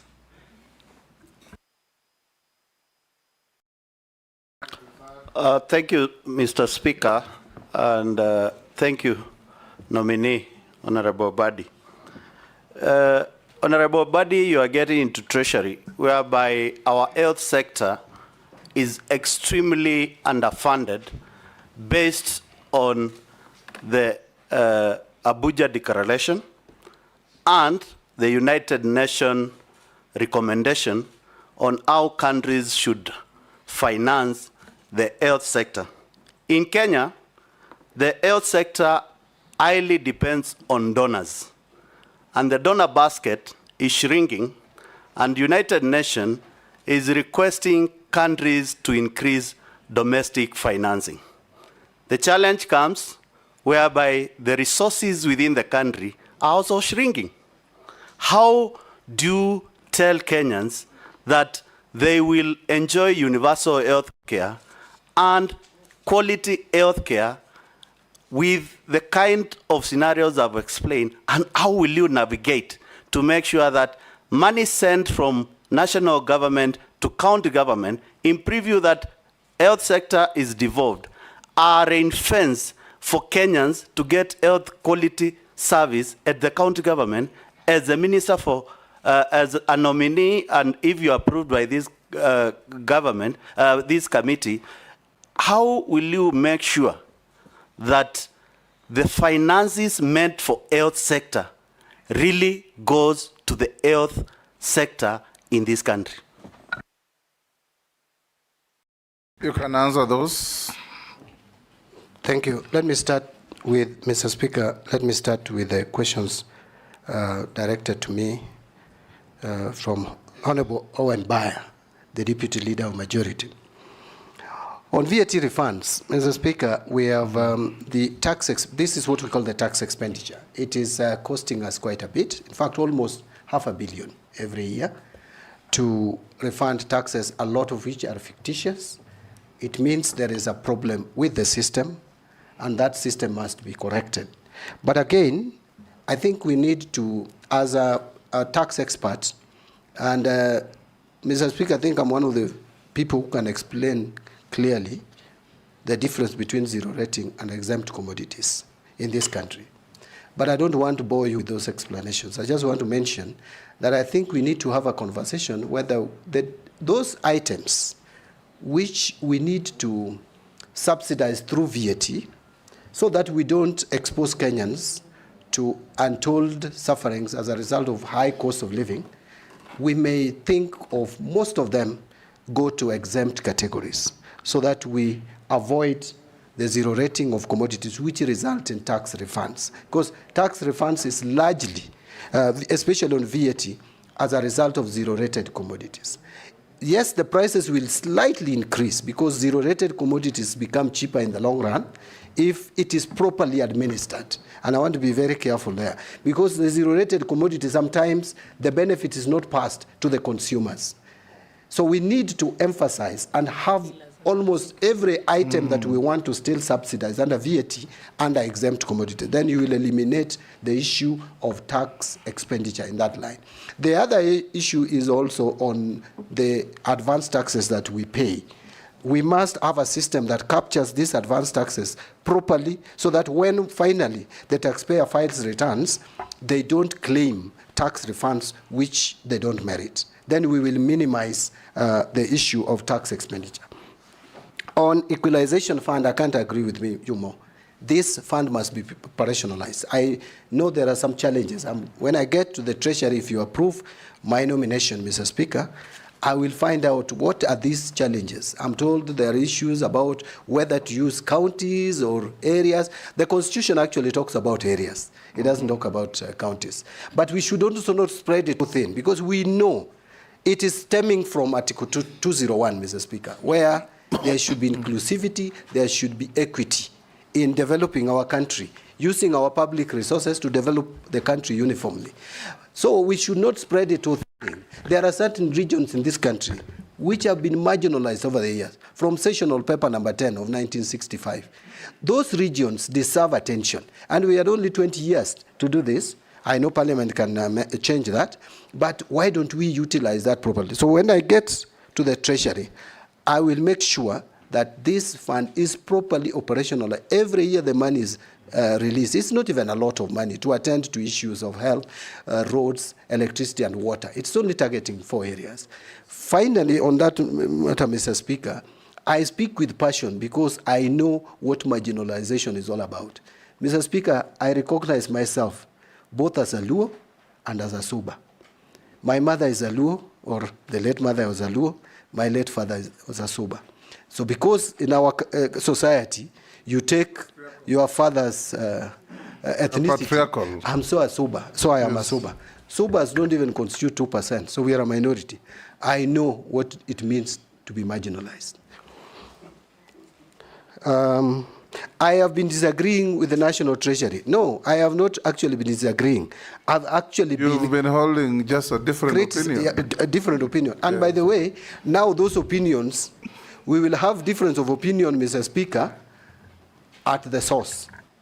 So it doesn't have to come to Parliament.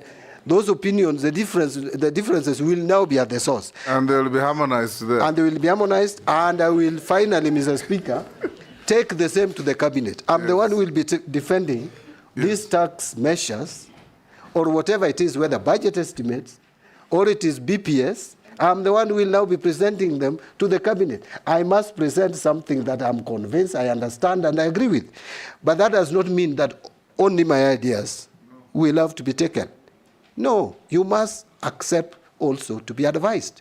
These people have wealth of knowledge. Some of them know probably even more than I do in matters of economics. So I will listen to them, but I'll take the responsibility. Honorable Mbui is now not trusting me. But Mr. Speaker, you know Honorable Mbui was actually my deputy for 5 years. And he knows that I can be trusted. On the rejection of the bill, Mr. Speaker, we understand the circumstances. Actually, we were responding to Kenyans. And I was actually, Honorable Junet is helping me by telling me the whip was applied. I am a very faithful and loyal member of it. By the way, I have been a member of the Economic Council of Azimio, advising the leader of Azimio on economic matters. And I was convinced that even though there were some good provisions in the bill, which I mentioned when I was contributing on the floor of the House, you gave me 5 minutes as the Speaker. And I said there are some good ones, but the bad ones now have made the good ones look bad.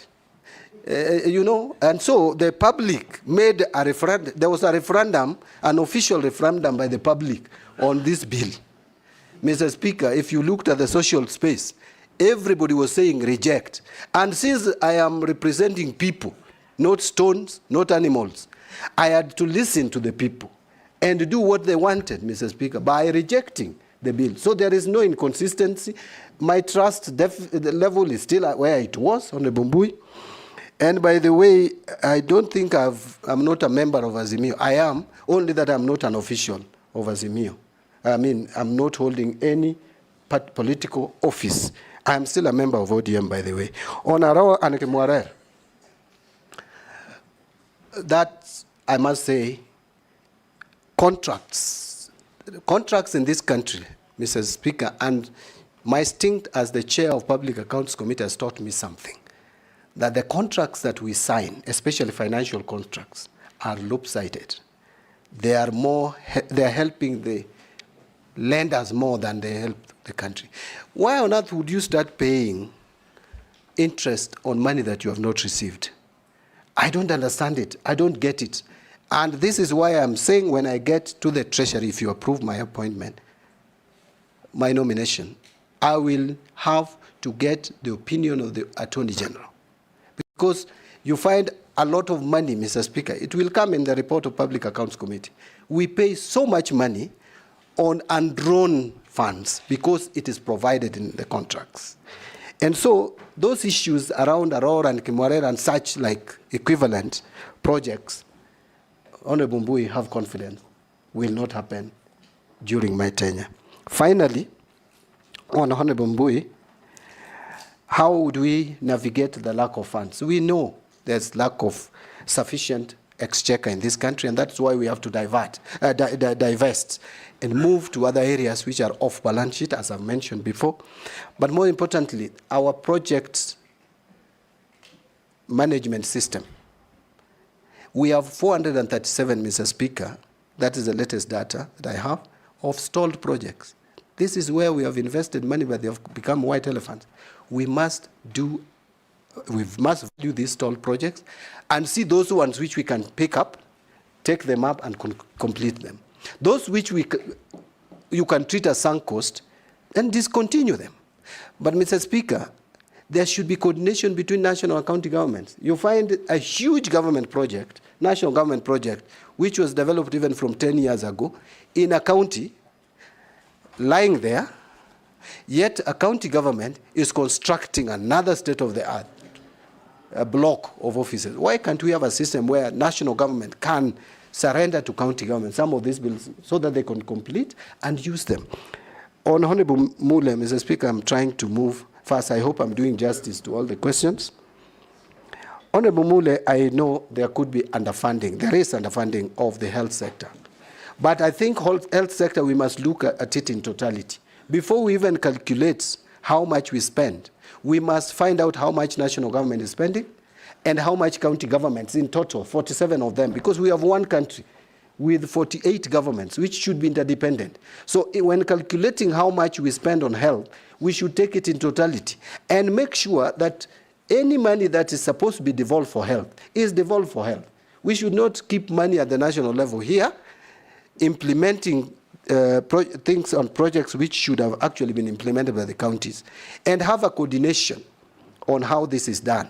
It may not be my exclusive, it may not be exclusive duty of this office that I'm supposed to get to.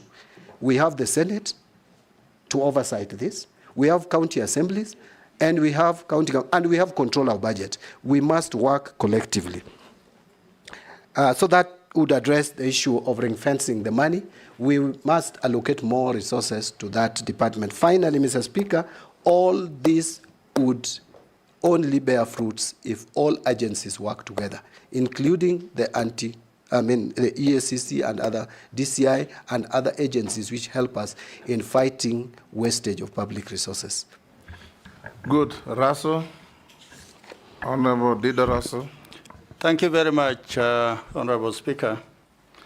Honorable John Mbadi, I think my entry is about the Treasury. Reform in Treasury is really important. As it were, Treasury is being manned by, I think, 2 or 3 tribes.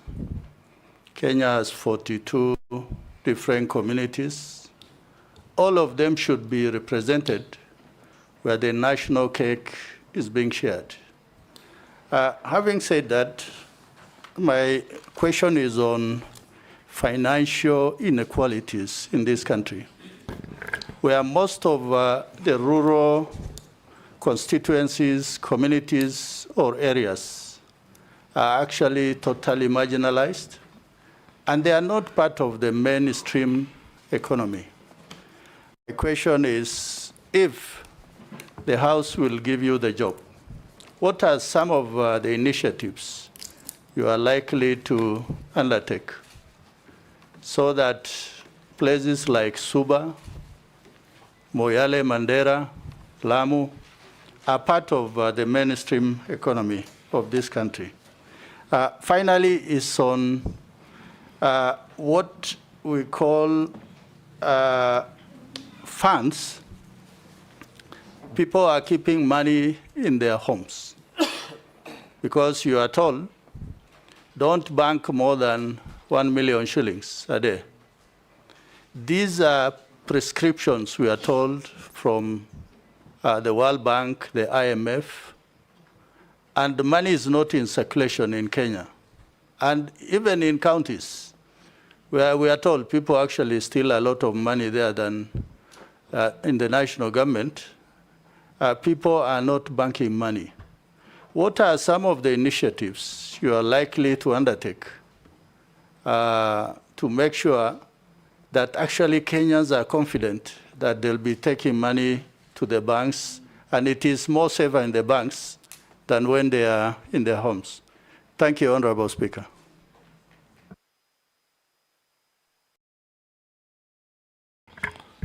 Abdi Sharia. Thank you, Mr. Speaker. Mheshimiwa John Mbadi. And for me, there's a team called the pensioners. You can imagine they've been working for maybe over 40 years, doing a lot of good work, contributing to nation building. But unfortunately, when they retire, and expecting now the nation to repay them back and so that they can enjoy their retirement in peace, they end up following their pension payments, sometimes for years. What are your plans to ensure long-term sustainability of pension schemes and the timely payment of pensions to the beneficiaries, considering the growing fiscal pressures? I thank you, Honorable Speaker.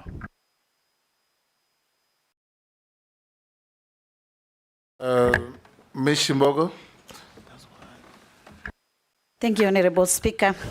Honorable Speaker, I have two questions, but they're very simple. My question number one to the nominee, Honorable Mbadi. You have seen recently that there have been public unrest due to economic hardship. What specific policy will you implement to stabilize the economy and restore public confidence in the Treasury? Kenyans are saying that you have been given that docket knowing that there's no money in the national coffers. And one of the reasons they're saying that it is the appetite in terms of borrowing. Why do we borrow beyond the ceiling, which has been put using our regulation or rather policies? Why do we borrow for projects which cannot finance itself? For instance, there's this project of SGR, where we took a big loan from the Exim Bank in China, and up to date, it has been a challenge for us to finance that loan. Why do we sometimes just borrow using foreign currency, and when our shilling goes down, it becomes a big challenge to us? Why can't we just know that, are we taking non-concessional loans or are we taking concessional loans? And why are we taking conditional loans which are not favorable to our country? My second question, it is on economic inequalities, which remains very high in this country, with significant disparity between urban and rural areas. And that is why we had the narrative of hustlers versus royal, or rather versus bourgeoisie. To me, inclusive growth strategies are needed to ensure that marginalized groups benefit from economic advancement. How will you ensure that economic growth will benefit all segments of society, including marginalized community, especially the youth, the women, and persons with disability? I thank you, Honorable Chairman. Can we take Mukami as well? Thank you, Honorable Speaker. My question is that there are many unclaimed financial assets that have not been claimed by rightful owners. What strategies will you employ to raise public awareness of the existence of these agencies to the public? The other thing, I really wanted to support you regarding KRA. There were very good system in KRA when they were recruiting the university graduates. And the government had invested a lot of money. In fact, they used to have even an intelligence department. And even those graduates were taken for training. Later on, I don't know what happened because all those graduates were fired. So what I would like to ask you, if you happen to get this chance, are you going to instate those people? Because they are trained, they know what they are supposed to do, instead of recruiting other. You can answer those, John? Thank you, Mr. Speaker and honorable members. I'll start with the questions from Honorable Raso. On reforming Treasury, I think I talked about it, and I am committed to reforms at the Treasury. About 2 or 3 tribes manning the Treasury. Well, as a matter of fact, there has been discussion around this, and we are Kenyans. And if there are people who get positions just by virtue of being from specific communities, that should not be the case, and that should end. But the context within which the question was asked was that then it also skews sharing of revenue. Yeah, but sharing of revenue is not done at the Treasury. It's done in Parliament, isn't it? That's correct, Mr. Speaker. Yes.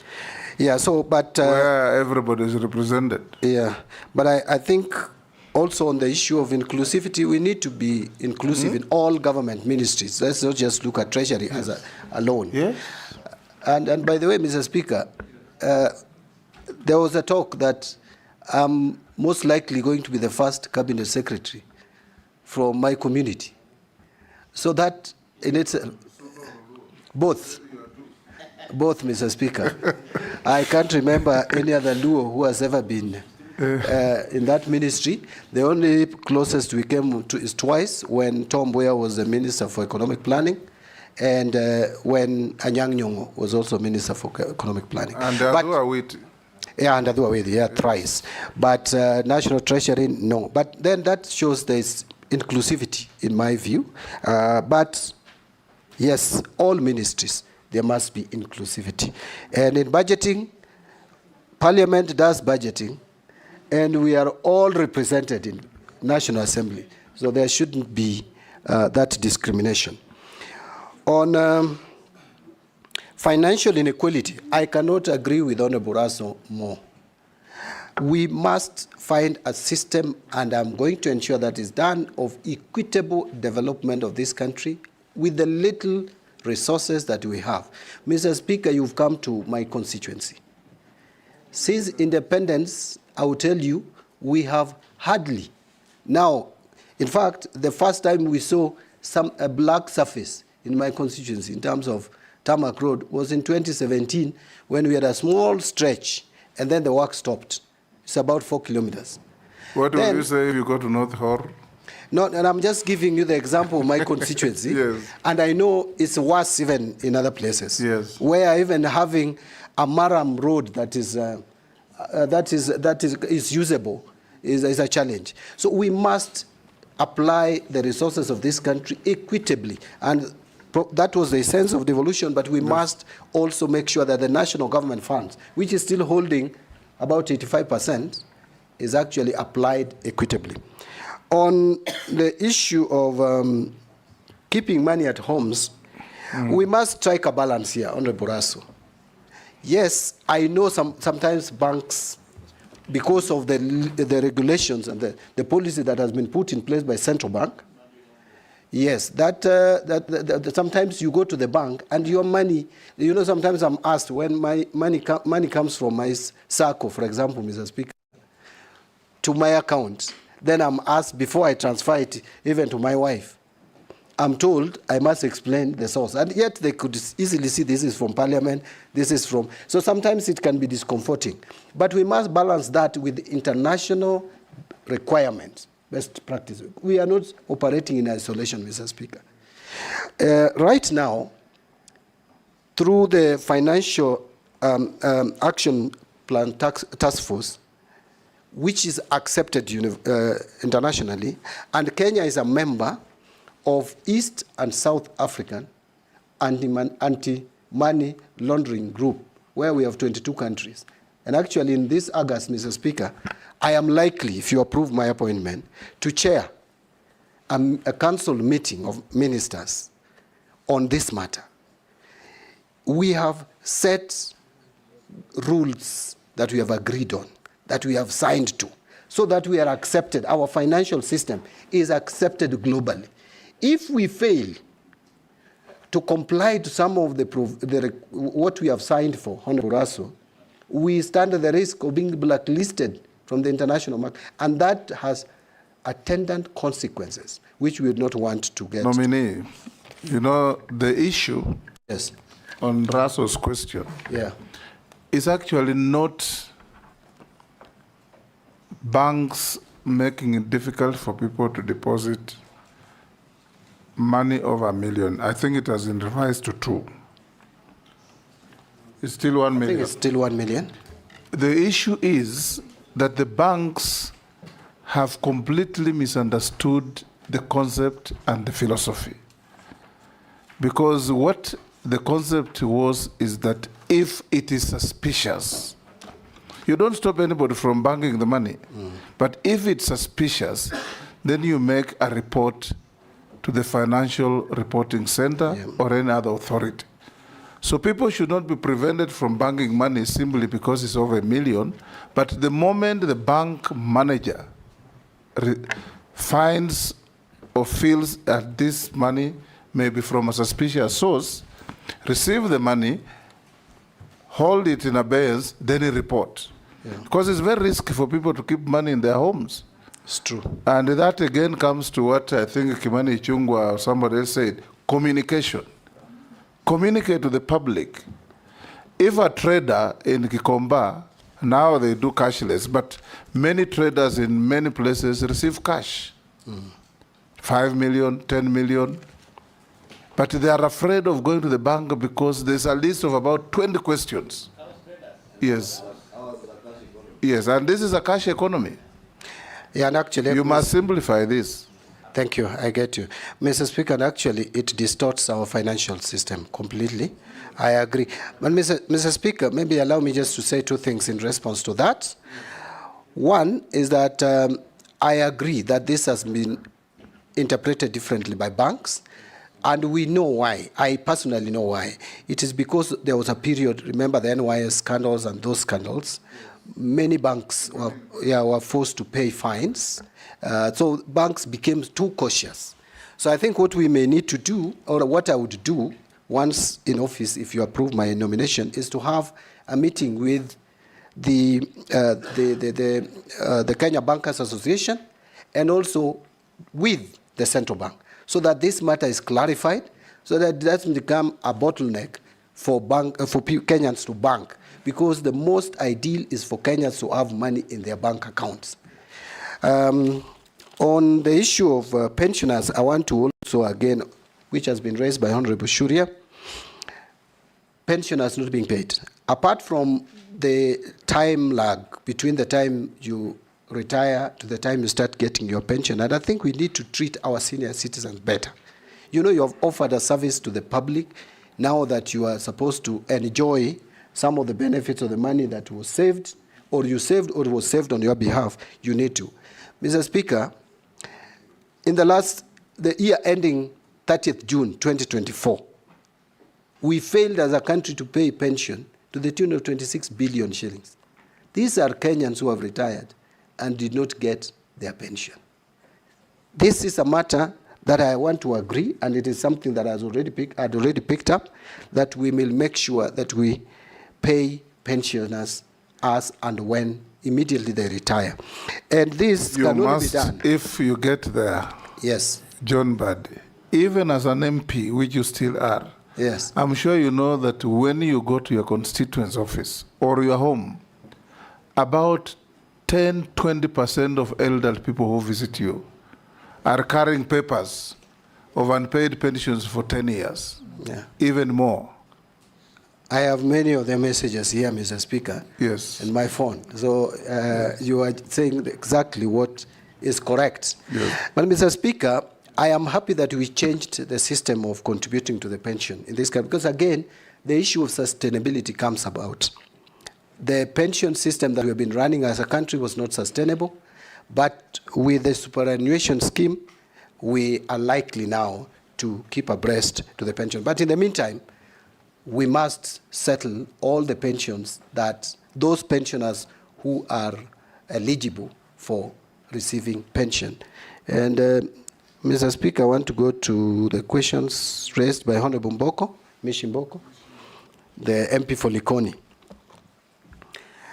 There has been economic unrest. Let me call it unrest, largely attributable to economic conditions. Unemployment being key. Mr. Speaker, every government has a vision. We had the vision in 1965, the sessional paper. I remember when Kibaki came in, there was economic recovery strategy for growth and employment. That was 2003. Then we came to Vision 2030 in 2008, which has been broken down into 5-year medium-term plans. We are in the last medium-term plan. All these, if you look at them, especially now Vision 2030, which is operating at the moment, or obtaining at the moment, it was anchored on 3 pillars. The economic pillar, at least 10% growth, which we have not realized.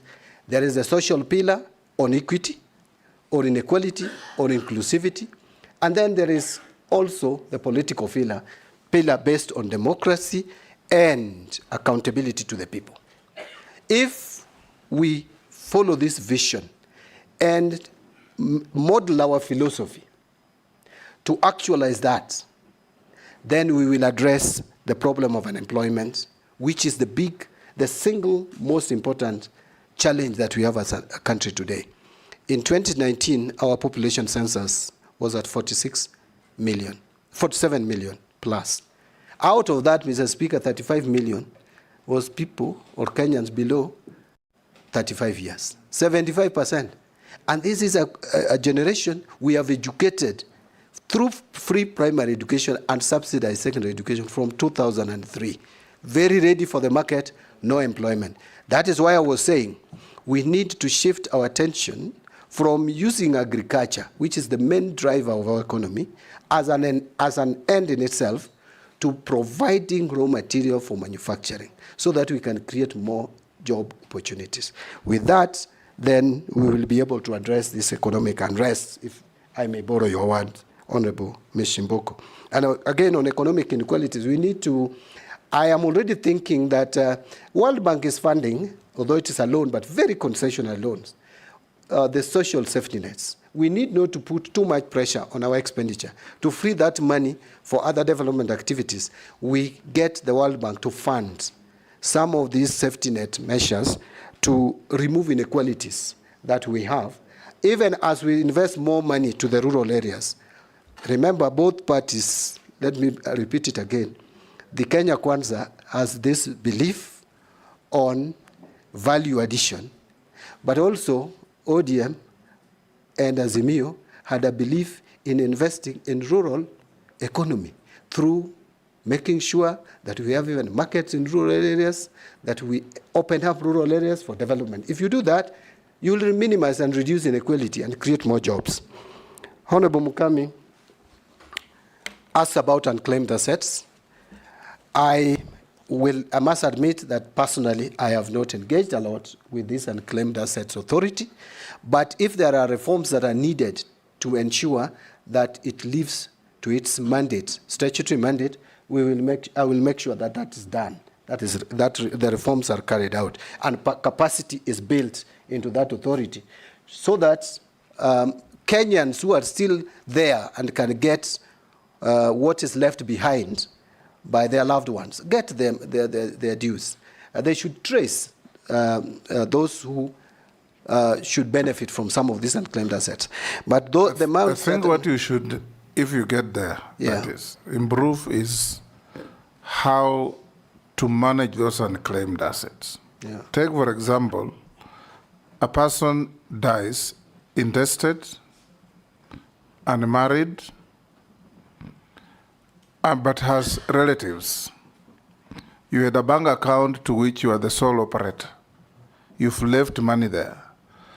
The Unclaimed Assets Authority should get the banks to give them the details, which must be available, so that they publish for the next of kin of such fellows to come forward. But what they do is they just treat it as unclaimed assets and proceed to take the money. And that is not right. There is nobody in this country who has no relatives. Not in Africa. And Mr. Speaker, since this is a state enterprise or state corporation under my ministry, I will make sure that that is done. Actually, recently, I saw what one bank did. I will not give more details, but one bank reached out to beneficiaries of someone who died about 8 years ago, and they were still holding the money, and the beneficiaries came forth and got their money back. So that is what we should do with this authority. Finally, Mr. Speaker. Yeah, on Mukami. Yes. No, the other one, she actually agreed with me on the recruitment of staff. So the other one is about the graduates who were trained. Yes. And they were fired. KRA. Yeah, in KRA. Yeah. And regarding the system, because now you know what is happening. You can imagine the KRA officers are going loud, correcting taxes from hairdressers, mama mboga, and yet there were systems. So that is why I was asking whether you reinstate those people, because the government had taken them for training. Yeah, I actually said that there was a system in place of training graduates, and I think it was a very good system. Honorable Mukami agreed. Yes. As to reinstating those who probably should have remained on the payroll, that I cannot give a promise until I understand. Yes. You know, there are human HR issues and the legal issues. Unless I get to understand the technical issues, I may be talking about something that may not be tenable. Chairman, I'm sorry, but part of my question was not answered. Chairman, I had asked in the issue of the ceiling on borrowing, and also I quoted one example of a borrowing which we did on the SGR project, where we borrowed a lot of money from Exim Bank from China. I have raised this issue because I don't want to see you repeating the same mistake which was done during the last regime, and that is why we are having a lot of challenges now financing that loan to China Exim Bank. You didn't say anything about that. Although he had already said many things about commercial borrowing and concessional borrowing. Maybe just to summarize it by saying that public project investment management is a challenge. And I said I will make sure that we are investing on viable projects, whether it is from local funds or borrowed funds.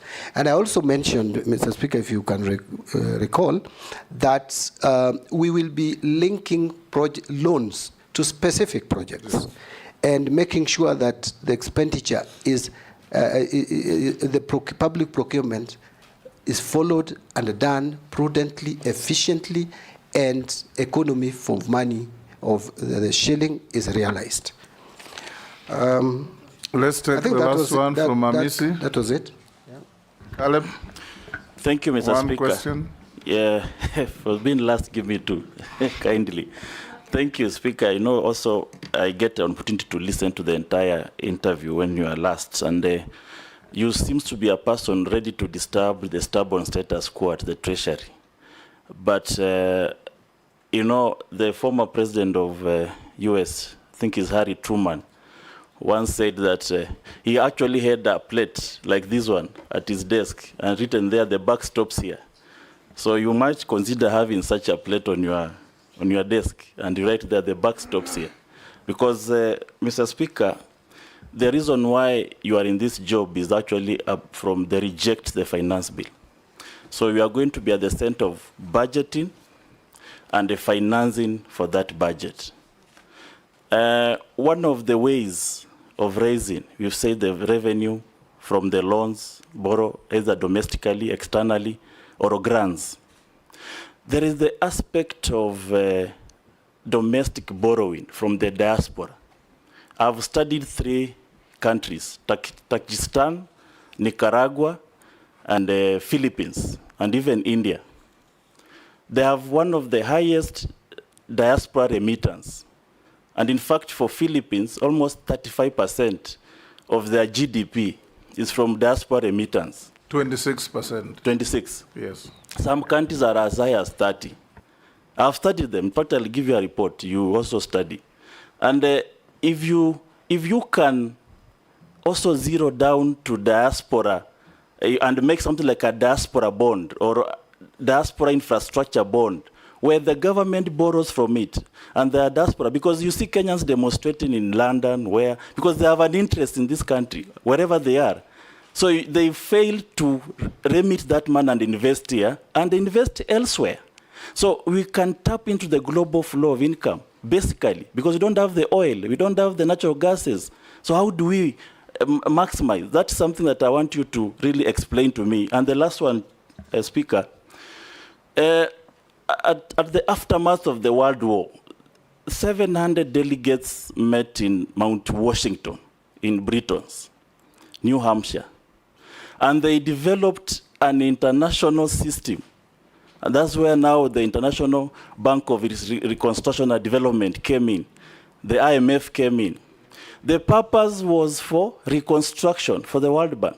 On this other hand, the IMF, the purpose was to stabilize currencies of various countries, stabilization, and to balance of payment. But this system has saturated our domestic policies. They have saturated our physical and the monetary policies. So much so that a minister sitting at Treasury has World Bank in his head.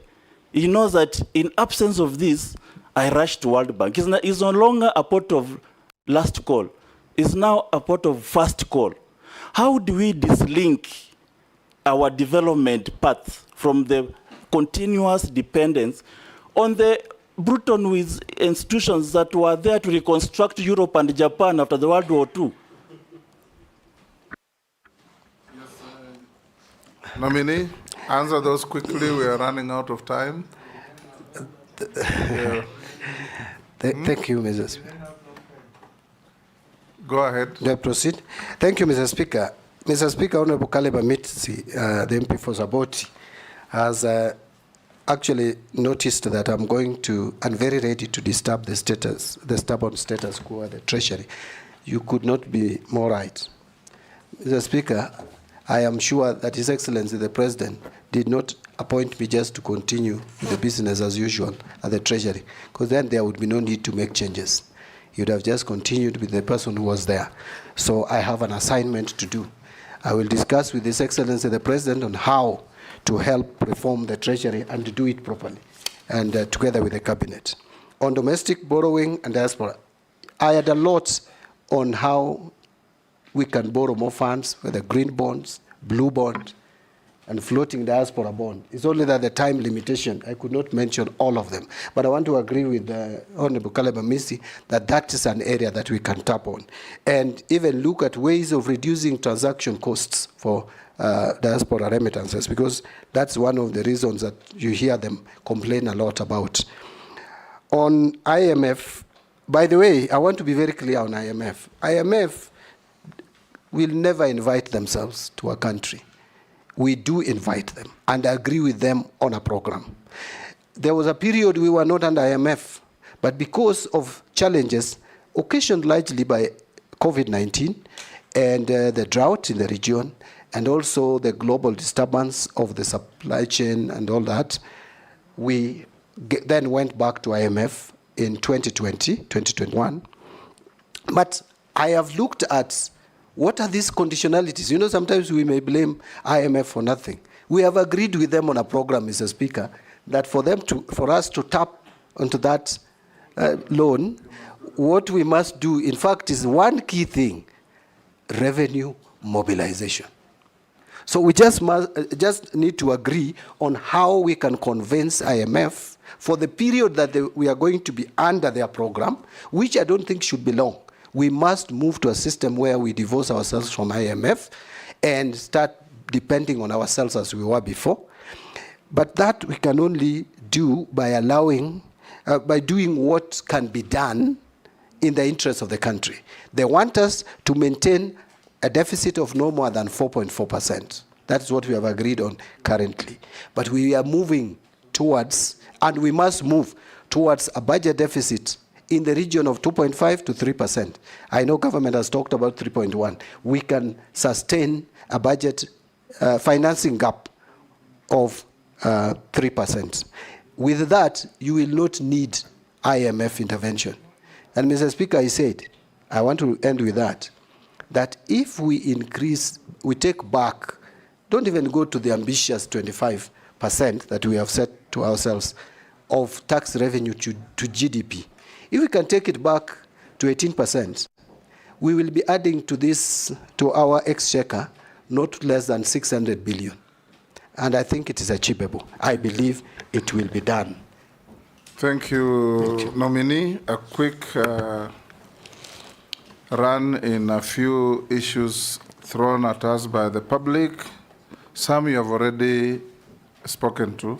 Are you aware that interest rates on loans are all-time high? What will you do to save Kenyans from exploitation by banks? Does Mbadi believe in single portal for tax revenue collection? How do you plan to position internal audit department to deal with zero-fault audit? Confirm or deny allegations of corruption at the University of Nairobi? I don't know whether when you are there or now, they're not saying. What are you going to do on unpaid refund from KRA for insurance agents? How will you expand tax base on how will you reduce tax evasion and increase compliance? Prioritize payment to UHC and JSS staff. Will you do that when you get in? How will you deal with late capitation to schools? Whether you will make public contracts like SGR with public with Kenyans, because Kenyans have been asking for that, just as you have said that you will make public debt public. Housing levy, will you tell Kenyans where this fund is domiciled? Is it in consolidated fund or is it in treasury bonds? Those are from the public. There is also, how will you promote the informal sector in Kenya? For instance, would you propose that all government offices procure locally manufactured furniture? Do you think that certain parts of the 2010 Constitution have contributed to a high public wage bill compared to GDP due to an excessively large administration? For instance, there are over 450 MPs, 1,500 MCAs, 47 county governments. If this is the case, what are your thoughts? Would you recommend that the president proposes a referendum to reduce the constitutional overload of the administration? Those are members of the public listening into this conversation. If you can deal quickly with those, I have only one question for you of my Chairman, own. there is another one regarding money laundering. What are you going to do about it? So if you can run through all those. Some you have already talked about. You can. Yeah. Actually, even the question by Honorable Mukame, I think I talked about that. You did. We are even hosting a regional body. Kenya is trying to comply. Yes. By the way, I would have talked. Mr. Speaker, I'll just pick on a few. Interest rate, I think we talked about. The public watching these proceedings, and I think that's very good. Interest rate is high. It's now at 13.3%. It has moved up. But part of the reason why monetary policy, CBK came up with this monetary policy was to reduce inflation. You know, it was at a point when inflation was very high. Our inflation had reached 9.7% in 2022 October. So it had to come down. We had to cool the economy. Junet? The Speaker, nominee, interest rate is not at 13%. 13% is the CBK monetary policy rate. But the interest rates now banks are charging us 20%, 21%. 20 plus. 20 plus, not 13, Chairman. Thank you, Honorable Junet, for helping. By the way, you know when accountants... You know Junet is a trader, so he knows. Yeah. When accountants talk about interest rate, we only talk about the CBK rates, the interbank lending rates and all. So the rate, the base lending rate is at 13.3%. Let me make it clear. And that gives rise to even 20% charged by banks based on risk assessment. So this was done to cool the economy. But I think when I made my initial contributions, I said it has reached a point where we have to now balance between controlling inflation and making money available to the private sector. Mr. Speaker, you remember there was a time banks were chasing us all over the place to take money using pay slips. It's not there anymore. Why? Because government has become the single most important customer to banks. So it is between chicken and egg. Which one comes first? Do we cut on our expenditure? Do we reduce money that we borrow domestically first? Or do we reduce the rates first? So those are the issues that we need balance. So I'll have a meeting with the Central Bank and Kenya Bankers Association to address this matter. If I am confirmed. Yes. Mr. Speaker, on internal audits, I can't agree more. Again, we must use our internal audit to improve efficiency in financial management. And internal audit is resident at the Treasury. This issue of corruption at the UN, I saw it on some email that was sent to me. And the allegation was that I used... To the same person? I suspect. Yeah. That while working at the University of Nairobi, that I used the university funds to campaign. Probably the person who has sent that message is not alive to the fact that I left university and went elsewhere, worked for 3.5 years before I became a member of parliament. You said so. Yeah. So I left university in 2004. And actually, I resigned and got my pension back. It was 218,000. If I stole their money, they would have not paid me my pension. I think that's, to me, someone who probably is wondering how I made it to Parliament. And I didn't have, I didn't Your have competitors, money. Just go on. Yeah, but I want to tell him that I was that I was the least endowed in 2007. Actually, they used to make a joke that I was campaigning with a bicycle and made it to Parliament because of trust that the people had in me. Late capitation to schools, this is all about availability of revenue. We must make money available and pay capitation, pay pension, pay CDF. Remember, we have rolled over 13 billion from last year's NGCDF.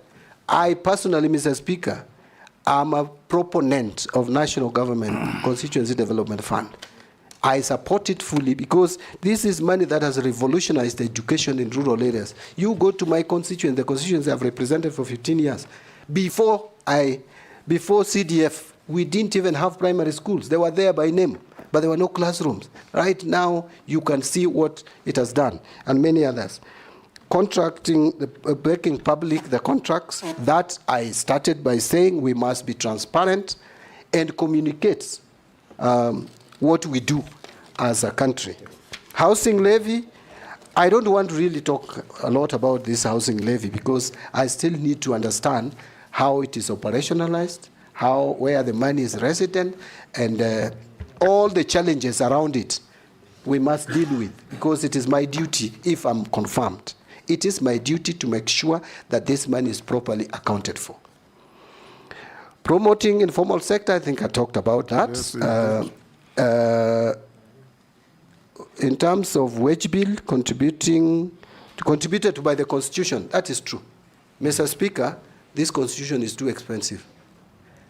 I know the counties had been given, but Mr. Speaker, truth be told, we should have had these counties as agents of devolution for development, but not government. We should have had bigger governments.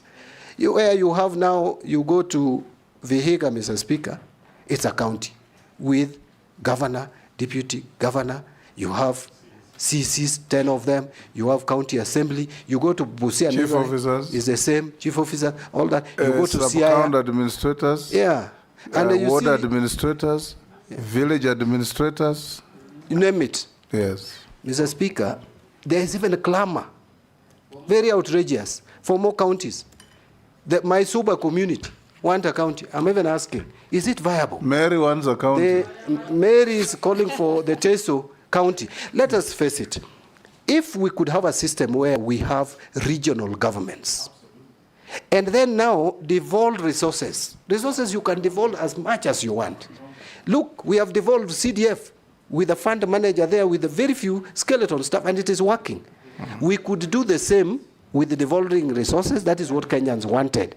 But these big governments with big cars, with flags all over the place, I think we overstretched ourselves. But that is upon Kenyans to decide. It is not John Mbadi, either as a cabinet secretary or even a member of parliament, to decide for Kenyans. Kenyans will make that decision.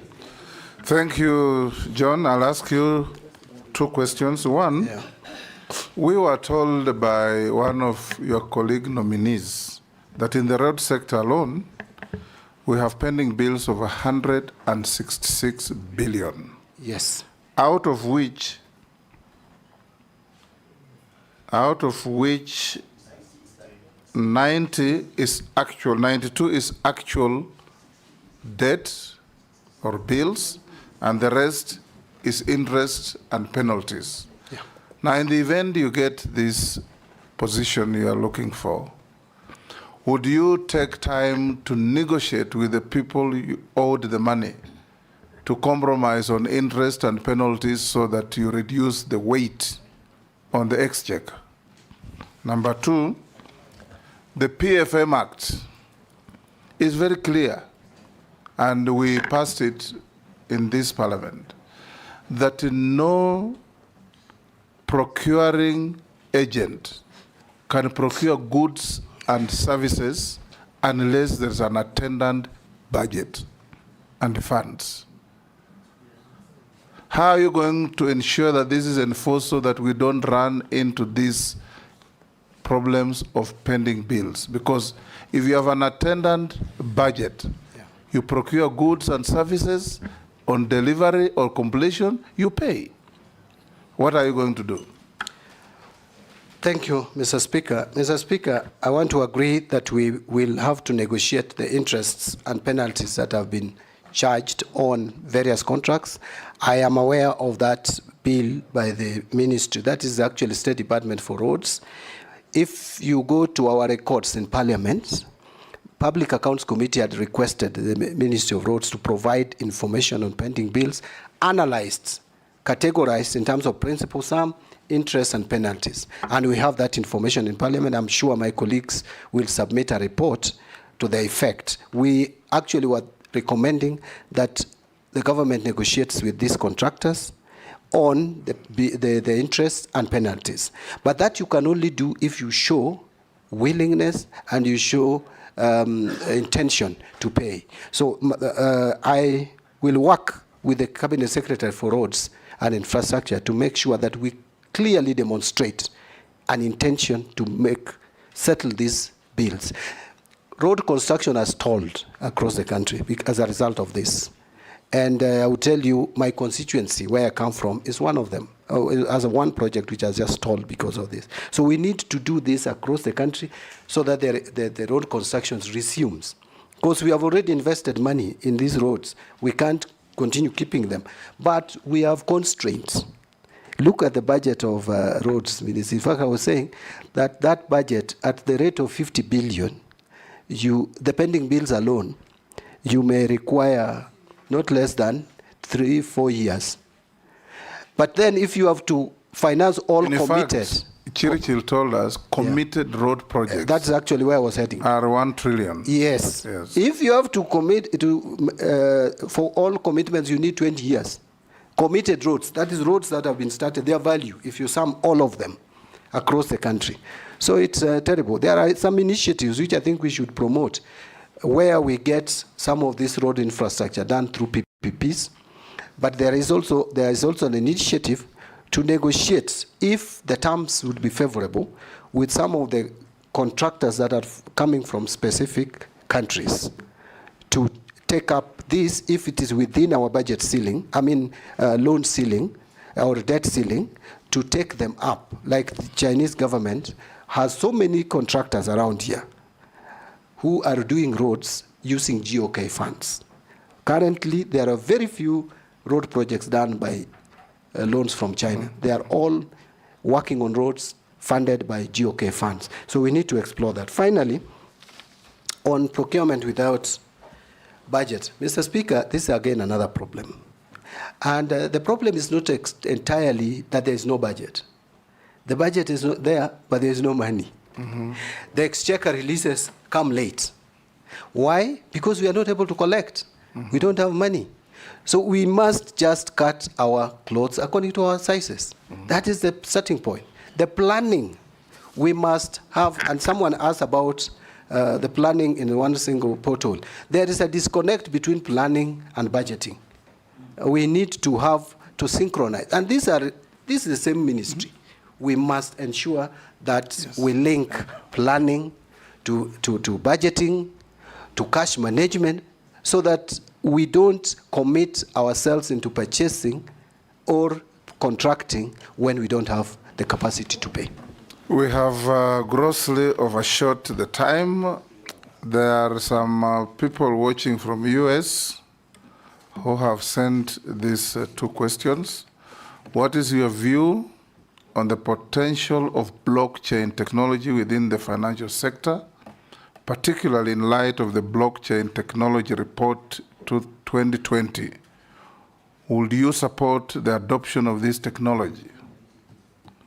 The next one, in light of the increasing global uncertainties and economic volatility, gold reserves have become more crucial in safeguarding national wealth and ensuring economic stability. Elaborate on how you would propose leveraging gold reserves as a reliable store of value in the current and future economic landscape. Additionally, would you explain any strategic measures that can be considered to enhance the role of gold in Kenya's financial system?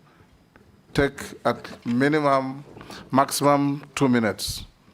These are Kenyans watching these proceedings from the US. Pardon? The first one of the blockchain, Mr. Speaker, I must admit that I need to understand it better. And that is an honest answer. We understand. We need to get what it is. If it is something that don't can also help know it. the country, I also don't know it. The better.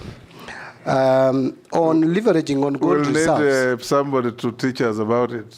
Do we have an ICT person around? But don't you worry, Mr. Speaker. Now that's it grows. There's a nexus between finance and ICT. We will. CBK, maybe when you get, if you get approved, CBK should be able to sort you. Yes. Okay. That's why I was saying that don't you worry, I will get... On the gold reserves, just say yes or no. Yeah, gold reserves, that actually we need as a country to move towards even establishing sovereign wealth funds, and gold reserves can help us in that. Yes. And those are areas, those are emerging areas that we need to look at. Thank you. Thank you. Lastly, John Mbadi, as a nominee, I have some few mundane questions for you. Have you ever been adversely mentioned in any integrity-related report or investigations? No.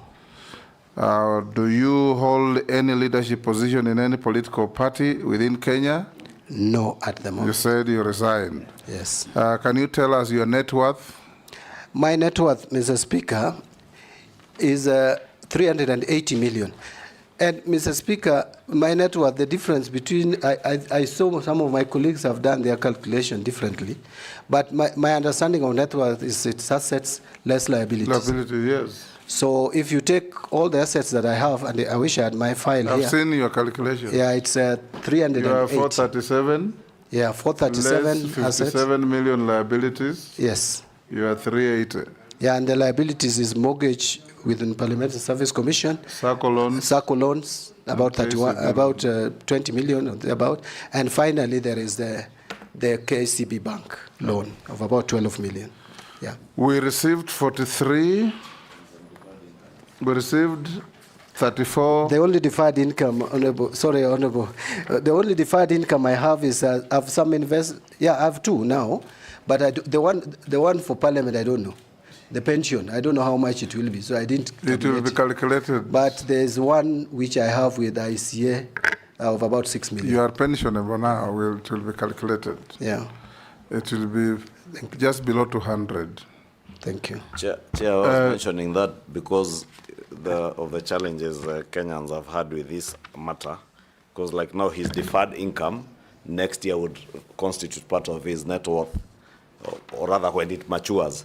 Yes. And most likely, if he's approved or if he goes through another vetting, Kenyans will want to know how did your wealth grow? How did your wealth grow? I will be able to explain that, Mr. Speaker. So, nominee John Mbadi, we received 34 memoranda against or about you, some saying it was right to be nominated, others not. And there are 3 particularly that just involve around, I think, parochial conflicts within your political setup, but you have answered all of them.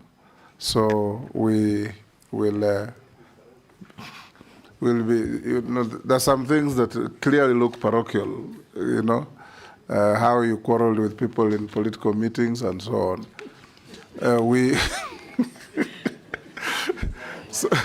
So we've also looked at your documents and cross-checked with what we have, and we found them correct. So unless you are lawfully held, you are released to go to your other duties. Thank you. Today is your Sabbato. Yes. So you can go to church. Thank you, Mr. Speaker. In fact, Mr. Speaker, I requested for my date to be changed, but the only time which was available was still Sabbato. Yes. Because it was 7 p.m. yesterday. Yes. And according to my faith, from 6 p.m. or thereabout, already Sabato imeingia. So, but I treated this as kama, is it donkey ama ng'ombe imeanguka kwa shimo? Yes, lazima utoe. Yeah, but thank you, Mr. Chairman, together with the members of Parliament, members of the committee, for giving me this opportunity to appear before you and present my case. I have done my best. Thank you. Thank you. Sergeant, you can escort the nominee. Thank you.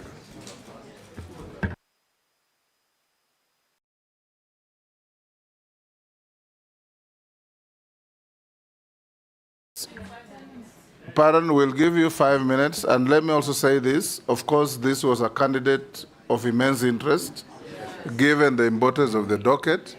There will be others with less immense interest. So we'll recover the time we have overshot with the next or the other. Yes.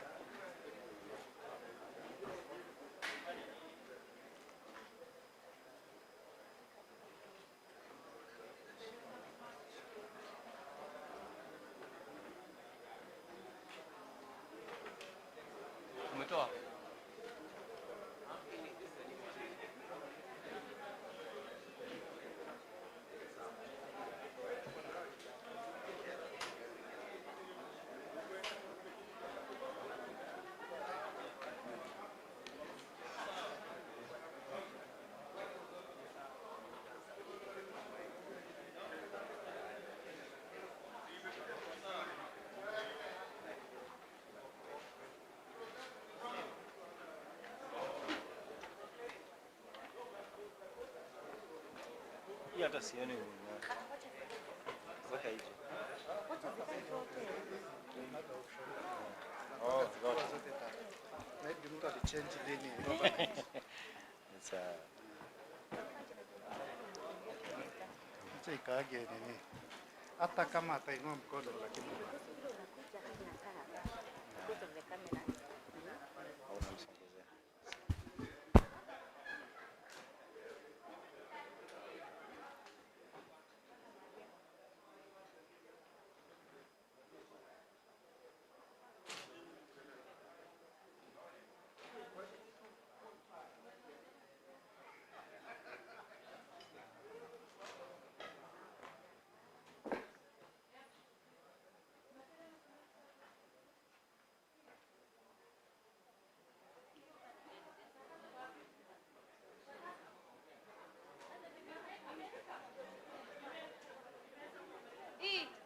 Easy questions.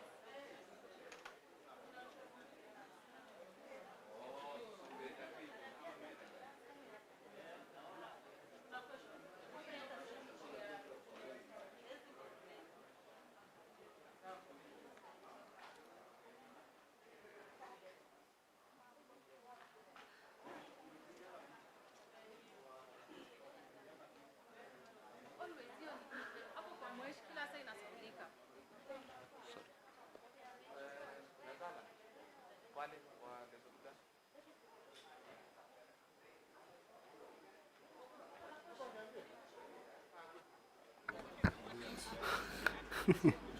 Sasa 1 2 1 2 unasikia?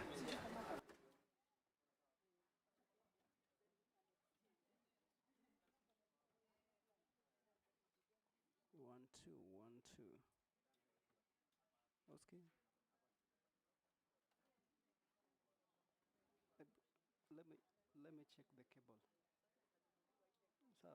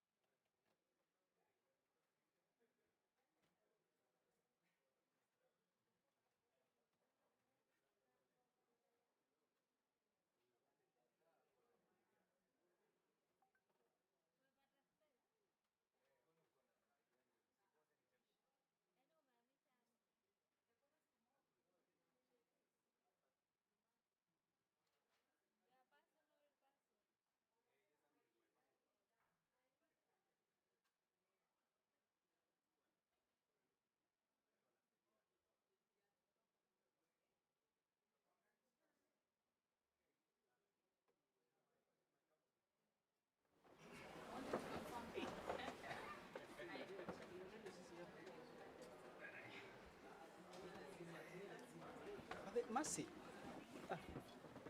Ama sikusikia kitu Masi? No, Irene. Okay, nimesikia vitu zangu tu. Irene.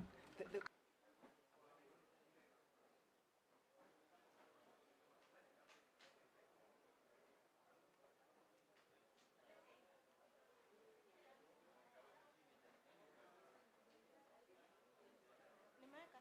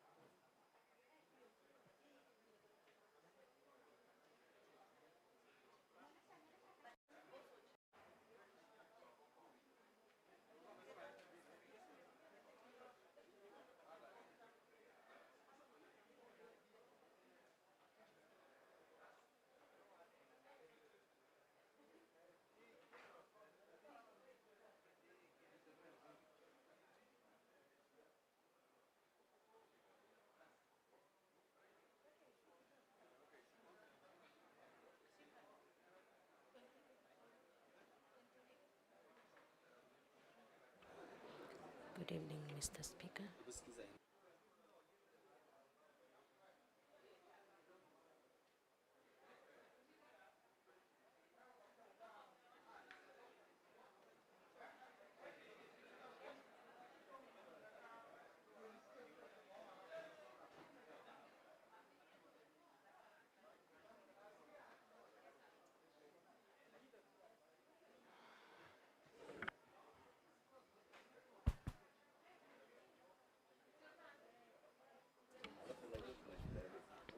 Good evening, Mr. Speaker.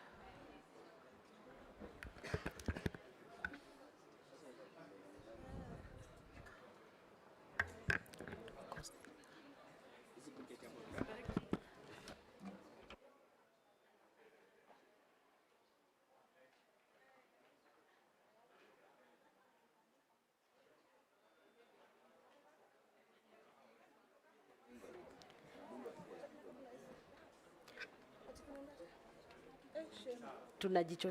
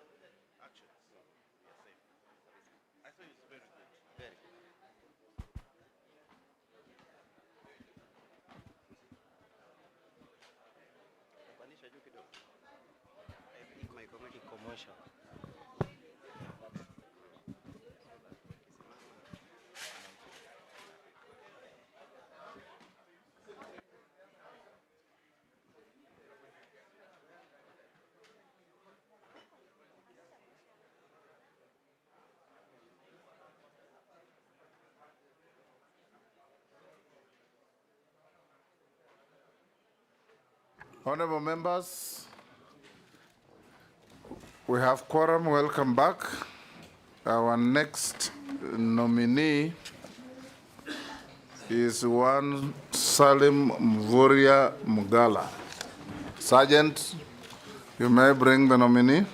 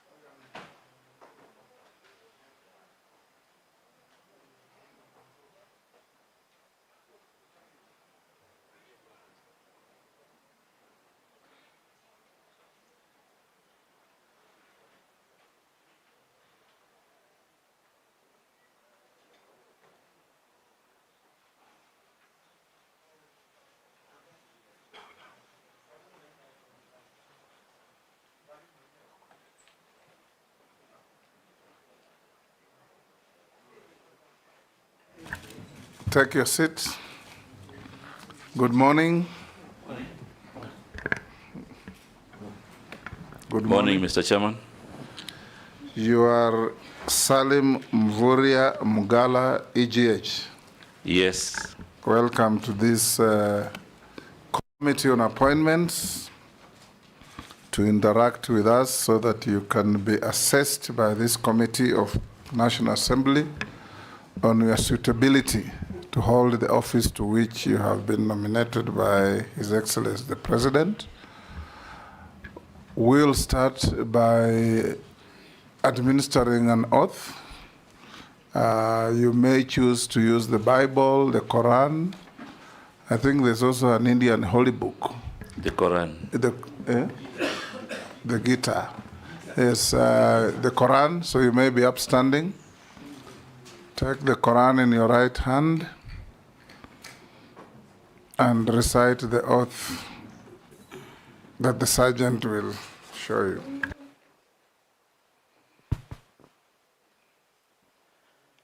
I, Salim Mvurya Mugala Mvurya, do swear that the evidence I shall give before this committee on the matter under this consideration shall be the truth, the whole truth, and nothing but the truth. So help me Allah.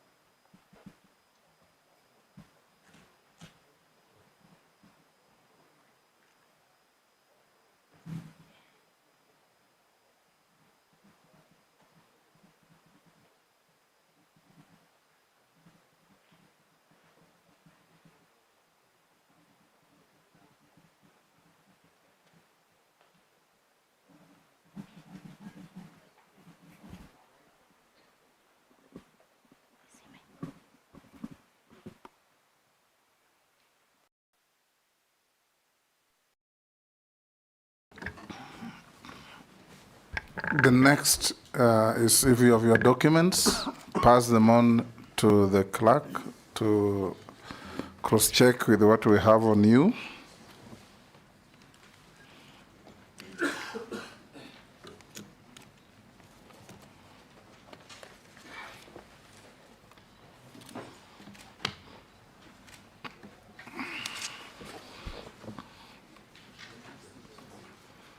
We'll start by introducing ourselves. I'm the chairman of this committee, Speaker of the National Assembly. On my right is the Deputy Speaker of the National Assembly, Honorable Gladys Boss. On my left is the Clerk of the National Assembly, Samuel Njoroge. I'll invite the honorable members of the committee to introduce themselves. Naisula. Naisula Lesuda, MP Samburu West. Nelson Koech, MP Belgut. David Kosing, MP Pokot South. Gikaria David, Nakuru Town East. Mase Mary, Teso South. Abdul Rahim Daud, MP North Imenti. George Gitonga Murugara, Tharaka. Owen Bayer, Kilifi North. Robert Mbui, Kadhiani. Stephen Mule, Matungulu. Dido Raso, Saku. Abdishurie Balabala. Mishimboko Likoni. Rehab Mukami. I'm Caleb Saboti.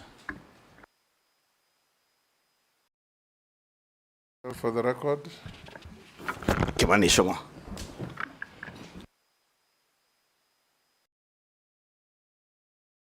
for purpose of these proceedings, you'll be referred by everybody as nominee. So nominee, introduce yourselves by name, educational background, work experience, and your key competences that make you believe you are suitable for the appointment to which you have been proposed in under 5 minutes. Thank you very much, Mr. Speaker and honorable members of this committee. My name is Salim Mvurya Mgala. I have a master's degree. I also have a bachelor's degree from Egerton University. I also did my KCSE at Mpeketoni Secondary School and primary school at Maveriverini Primary School. Mpeketoni in Lamu? Yes, Mpeketoni in Lamu. Mr. Speaker, I come to this vetting session also having served as the first governor of Kwale County, and I also worked different positions in international non-government organizations. I also come to this vetting committee as the immediate former cabinet secretary, mining, blue economy, and maritime affairs. I come to this committee, Mr. Speaker, having served the public for over 10 years. Mr. Speaker and members of this committee, I also have leadership, management, and administrative skills that are part of my competencies for this process. I come to this vetting committee also with a formidable track record of performance in different spheres of the public, having transformed the county of Kwale socially, politically, and economically. A number of details, but because of time, I want to present myself before this committee and before Kenyans as a candidate, as a nominee who has the formidable requisite experience to manage the affairs of the Ministry of Investment, Trade, and Industry. Thank you very much, Mr. Chairman. Thank you. I'll invite the Deputy Speaker to ask the first question. Honorable Mvurya, I will ask you questions, one relating to where you're coming from, so we know how well you performed from your previous Ministry of Mining and Blue Economy, and then to the ministry that you're going to. First, I'll start. I would like you to tell us about the key deliverables that can be attributed to your tenure when you were the CS for Blue Economy, Maritime, and so on. Taking into account some of the issues that are raised, in 2023, there was unexplained deaths of cage farmers in Lake Victoria. What did you do about that? There was also, when you came into office, there had been a report in 2019, the performance audit report on monitoring of mining operations by the State Department of Mining. And an act of parliament, the Mining Act, had been passed when you came into office. So Kenyans said that, the report said that currently only 1% of of our GDP is attributable to mining, yet it should be as high as 10%. And another thing that was raised in that report is that we've had mines that have not been restored, which has become areas of criminal activity. There's also been deaths around unlicensed and properly regulated mines. So how did you work when you joined office to enhance the sector's oversight, improve licensing conditions, and to ensure that we have responsible mining practices? On where you're going, I'm reliably informed that the Ministry of Trade, where you're going, also has a Kenya Bureau of Standards under it. Tell us what you will do to ensure that you curb the issue of counterfeit products and substandard products and contraband products coming into our country, particularly ethanol, which has caused the big challenge of illicit brew, because people are smuggling the ethanol through Uganda and Tanzania, because I think the duty in Kenya is much higher. And lastly, also the banned pesticides that are banned and have been confirmed to cause cancer that are coming through our borders and are being cleared by KEBS. Thank you. Nominee, you can answer those. Thank you very much, Honorable Chair and Honorable Gladys, for the questions that you put before me. First of all, when I reported and assumed office at the Ministry of Mining, Blue Economy and Maritime Affairs, this was a very new ministry.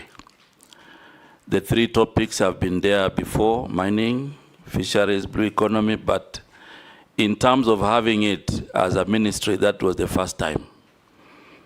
So I did provide leadership in carrying out key reforms to ensure that that ministry can achieve the mandate and also can make a contribution in the economy of our country. And the first reform that we carried out was the reform around licensing.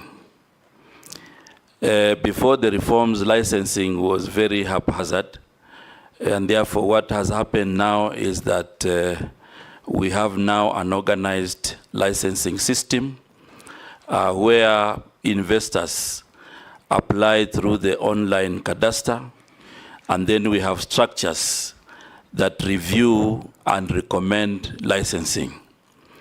And even as I left office, the process of licensing is up to date, and it is now working according to procedure. As a result of that, the moratorium was lifted in October last year, and licenses over 1,200 are now getting processed without any challenges. The second thing that is key for reforms is the testing and sampling.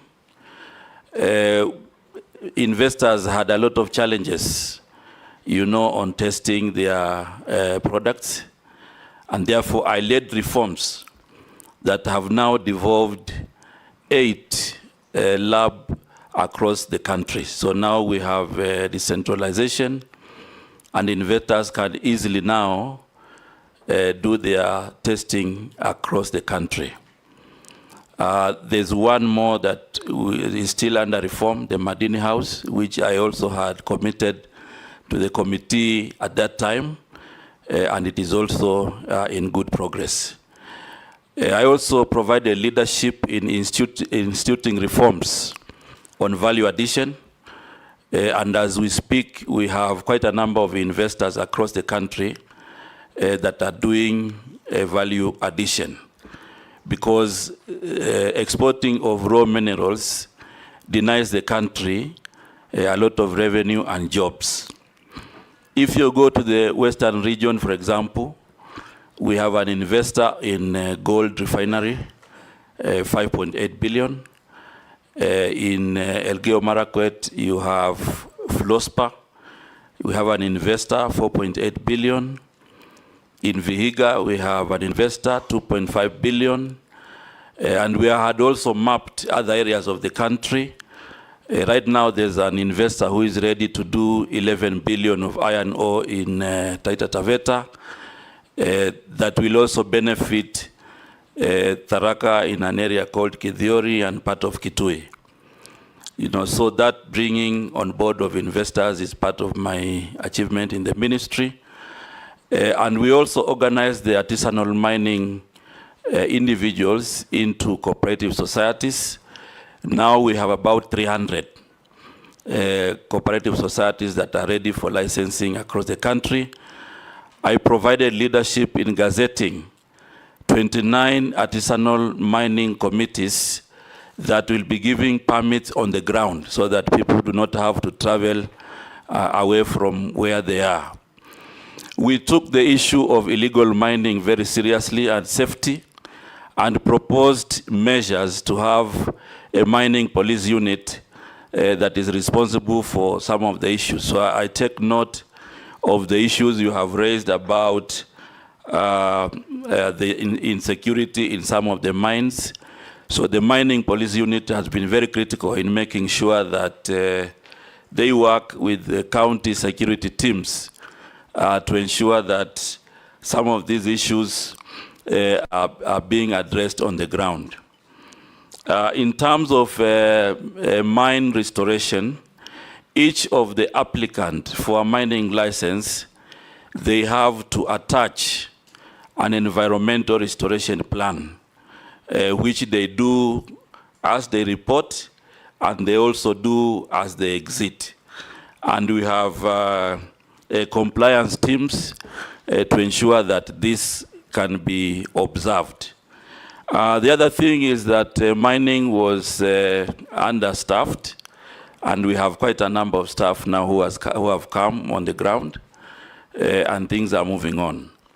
On blue economy, many people, many Kenyans had not understood the blue economy and fishery sector, and we instituted reforms also to ensure that we can inspire the economy of the country through blue economy.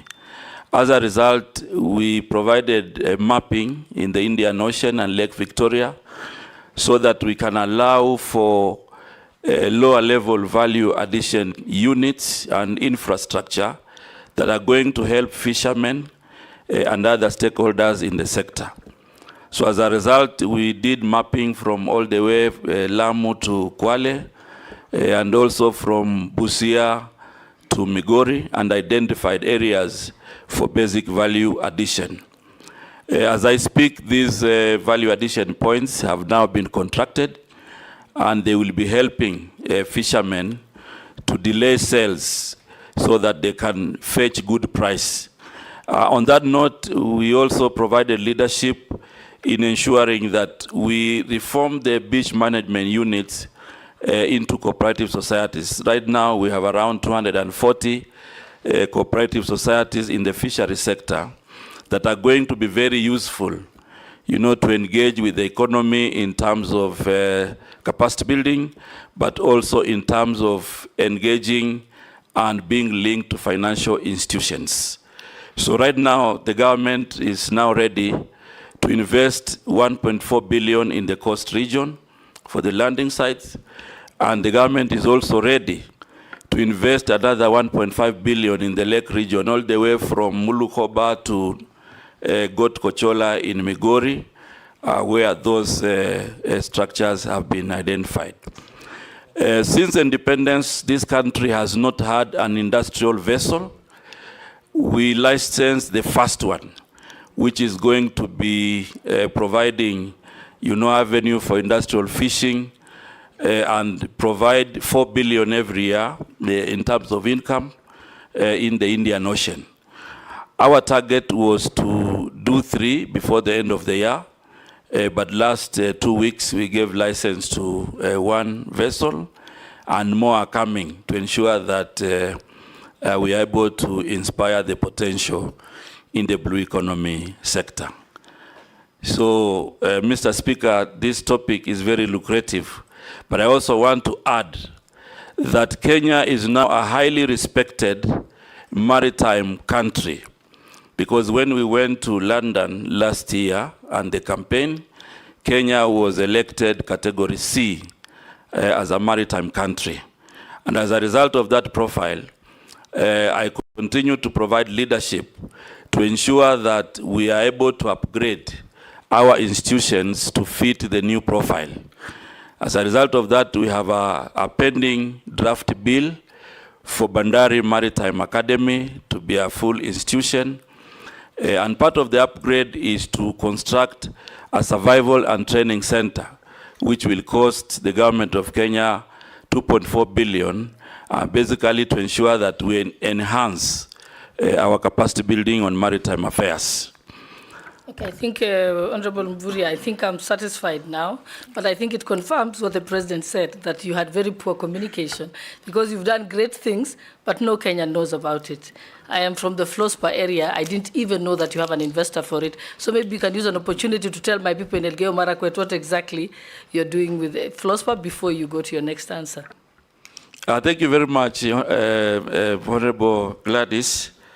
And I think maybe we missed out, but the members of parliament from that region and the leadership, we were together when we were introducing the investor.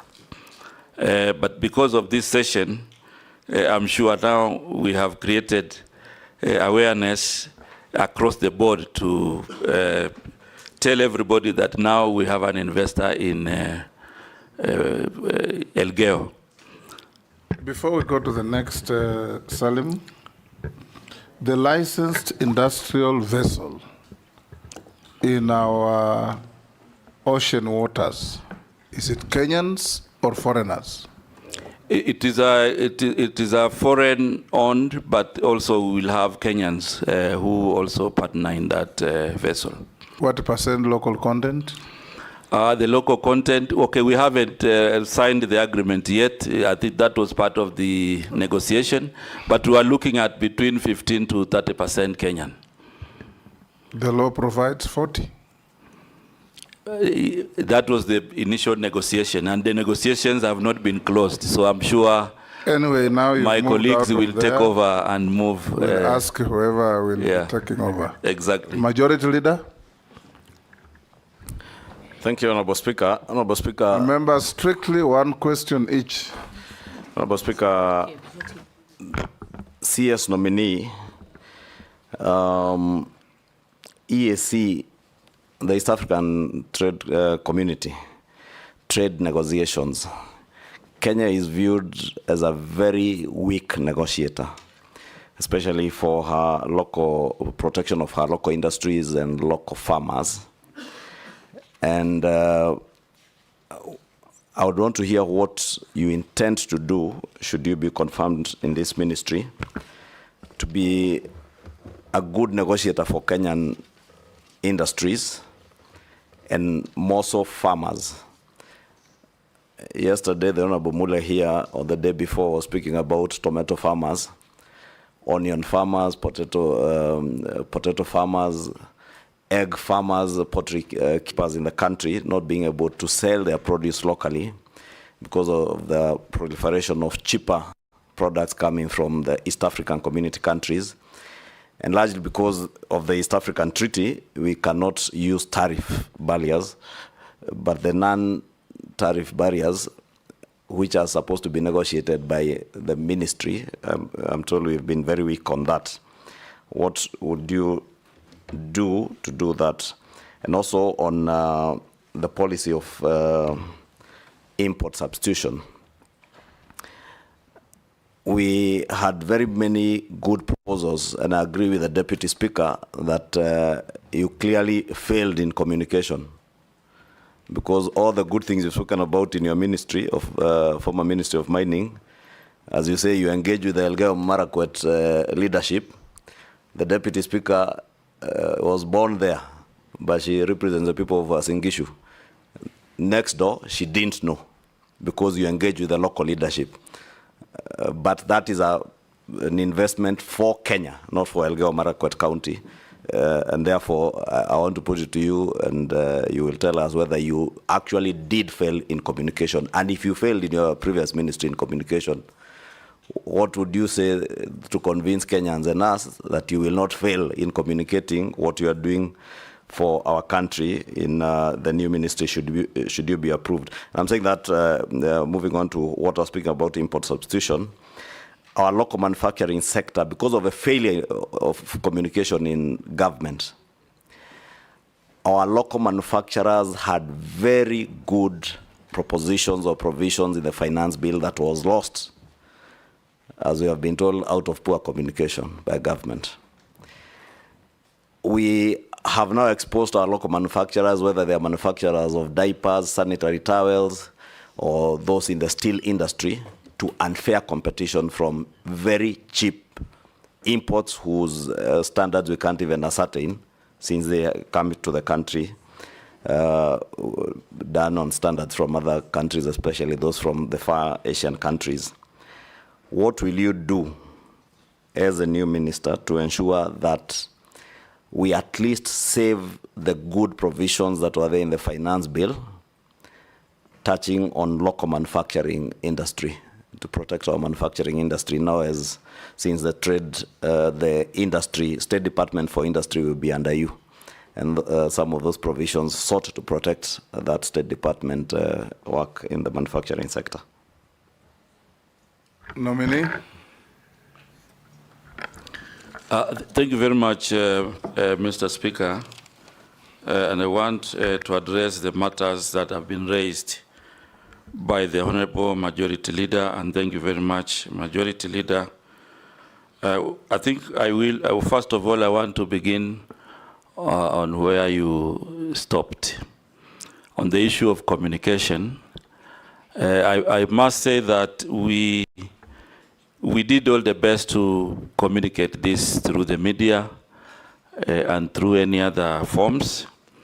However, going forward, it is a matter that we will be able to strengthen to ensure that there is communication. And communication here... you know, there is the mainstream media, yes, which we used to call mainstream media, which is the TV stations and the newspapers. But today, the alternative media, which is social media, is now the mainstream media. Yes, exactly. So you've got to change your thinking, who's alternative and who's the mainstream. Yeah, that is one of the areas that we will, going forward, I think as government, we will be able to use those channels of communication to ensure that we get everybody on board. On the matter of local manufacturing and the industry in general, that Honorable Member alluded to the fact that there were good things in the finance bill, which were meant to revamp, you know, some of the local manufacturers. One of the key areas that we will strengthen, or I will provide leadership in strengthening, is to make sure that we bring as many stakeholders as possible. For example, the Kenya Association of Manufacturers, KEPSA, the Kenya National Chamber of Commerce and Industry, and many other stakeholders, to make sure that as much as possible they participate. And also using some of the corporations and sagas in the ministry. Chair, on a point of order, maybe the nominee did not get my question right, because those are the processes you are describing. Yeah. I was asking, should you get nominated? Yes. And you find, for instance, the provision to levy excise duty on sanitary pads that are fully finished products from, for instance, China, was in an endeavor to actualize the import substitution policy, yeah, to support local manufacturers. That particular provision was lost in the finance bill. Should you be approved, will you pursue, and maybe the nominee who was there before you actually did put it very well, that it is possible to break down the finance bill into various other laws. Should you then be approved, would you pursue actualizing the good provisions that sought to protect local industry? Because as I said, they were lost because of the poor communication generally in government. So my direct question is, are you going to pursue the import substitution policy and protection of local industry, should you be approved, and bring legislative proposals to Parliament to actualize that which was lost? Oh, yes. Nominee. Yes, Mr. Speaker. I think the answer is yes. Because you see, if we had very good proposals that inspire the economy and they were lost, what I'm committing to this committee is that we will, and I will provide leadership in the ministry to pursue them. Because if we are to inspire the local manufacturing, then as government we need to have a deliberate policy to ensure that either we impose levies or we reduce levies to ensure that these manufacturing industries can survive. So the answer is yes. I will be providing leadership in pursuing these good things. But as we pursue these good things that were lost in the finance bill, Mr. Chairman, I also want to insist that we'll have a robust engagement with stakeholders who may not have seen this before, so that the decision that is finally made is made with all stakeholders in mind. So that is a commitment and a yes, and we will use all manner of communication to ensure that we are able to paint, the positive gains of these particular good things in the finance bill. So this is something we will pursue, Mr. Speaker. The second point about a weak negotiation for Kenya, I also want to commit that we will change the tables. It has come out not just in negotiating for farmers, but even in other forums, where we have a subcommittee of the East Africa community. Kenya has been making a huge contribution in terms of budgets, but in terms of benefits, you find that other countries are the ones benefiting. So this is an area I also want to commit that I will move in to ensure that we protect the national interest. And on this one, we make sure that we have parameters before negotiation, and we evaluate our negotiation so that we are able to benefit our people.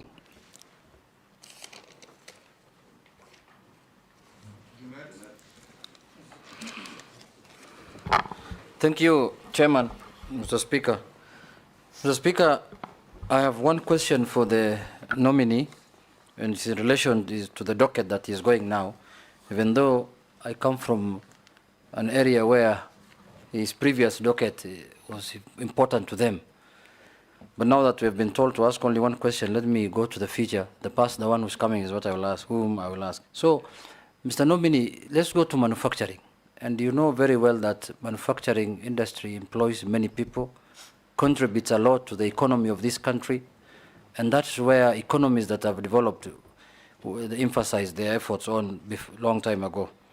So the manufacturing sector in Kenya now is facing significant challenges, Mr. Nominee, with many industries shutting down actually, production plants or downsizing operation. This is because the key issues they are raising is high taxation, increased cost of power, ease and cost of doing business, unhealthy competition from imported finished goods. And then neighboring countries are seemingly looking more attractive to them because of those issues. Some of those who have relocated business to these jurisdictions, if approved as a Minister for Trade and Industry, what are you going to do to reverse this sorry state of affairs, Mr. Nominee? An additional question to that. It's almost a similar. As a Cabinet Secretary nominee for the Ministry of Trade and Investment, how do you plan to protect local industries and provide adequate financing for micro, small, and medium enterprise in the manufacturing sector, especially considering the significant decline of foreign direct investment as a share of GDP from 3.1% in 2011 to 0.3% in 2022. Salim, let's take the next person. If you have no question, we pass. I may not have a question, but I have something to say. Thank you, Honorable Chair. Honorable Mvurya, many Kenyans think or say you are a desk minister. You only sit on your desk and run your ministry from your desk. Why am I? And one of the evidence they are giving is that where you are as minister for mining, many counties are mineral counties or mining counties. And for example, West Pokot County is seriously a mineral county. If you have somebody in West Pokot who is Mvurya, or is Honorable Mvurya, they will be thinking you are actually a governor of Kwale. Nobody will remember these 2 years that you have been a minister, Honorable Mvurya, in all honesty and truth, nobody. So now you are going to a ministry which is also very important, which is industries. And all counties are going, the bottom up, they are going to be maybe industrial centers. Are you going to run your ministry from the desk where you are in minerals? Thank you, Speaker. Short questions. Thank you very much, Mr. Speaker. Quickly. I want to confirm that I'm not a desk minister. I'm not a desk minister. I was in West Pokot because of the clinkerization program, the 45 billion. I was in Kithiori with Mheshimiwa here, confirmed. And many other places across the country, including Kadhonzweni in Makueni, Mulukoba in Busia, and many others. So maybe I may not have come to your constituency. I was also in Kamket and Katikit, Kambia, Samakis, and I can give examples, you know, many of them, but I think we need to also acknowledge that our country is very big. And you cannot be there at the right time. Remember also, Mheshimiwa, this ministry was fairly new, and we had also to put structures in place before we go out there. But I have a lot of field information, which I can give you here to confirm that I was not desk, including visiting Ndarawe, the first minister of the Republic of Kenya, to visit Ndarawe looking for coltan in that area, and I was with the Member of Parliament. So I think we have quite a number of visits that we have done. But again, I want to say that we will visit Kenya. I will visit Kenya as much as possible. On the matter of protecting the local small and micro enterprises against foreign investors who might have big capital. One of the things that I want to bring to Parliament, and we will work together, is that currently there's a lacuna in legislation to protect the local investors. And one of the critical things I want to commit we bring in this House is the Trade Development Bill and the trade development policy that is going now to provide a clear dichotomy about the foreign and the local investors. We put it in law.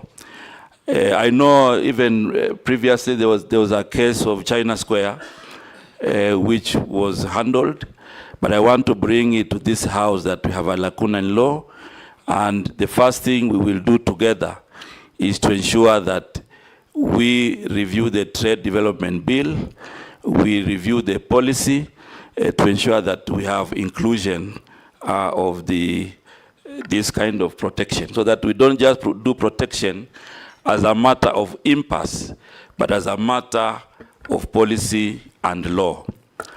The other law that we will need to revise to ensure that we anchor our actions in law is also the Investment Act 2004.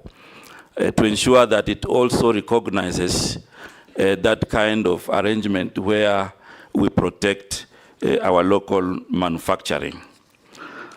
The other question by Mheshimiwa Junet, it is true that we have a big challenge with manufacturing now. You know, we have a target to move it to 15% in 2027 and 20% in 2030. But if you look at the trends, there are quite a number of challenges that also challenge the manufacturing sector. And one of it is the cost of power, which Mheshimiwa has mentioned. And the cost of power is something that we can also do negotiation with our colleagues in the Ministry of Energy so that we see the kind of tariffs that will be encouraging manufacturing and the kind of tariffs that do not encourage, we review them so that we provide an enabling environment for manufacturing. That also goes with also the taxation. But more importantly on manufacturing, manufacturing also required an enabling environment. And currently what is happening is that manufacturers would want a plug and play arrangement. They come to the country, there's a shorter process for licensing, you show them where to work and they can work. Currently we have a big challenge with the issues of land. You find that many manufacturers would want, you know, big pieces of land. It is not there.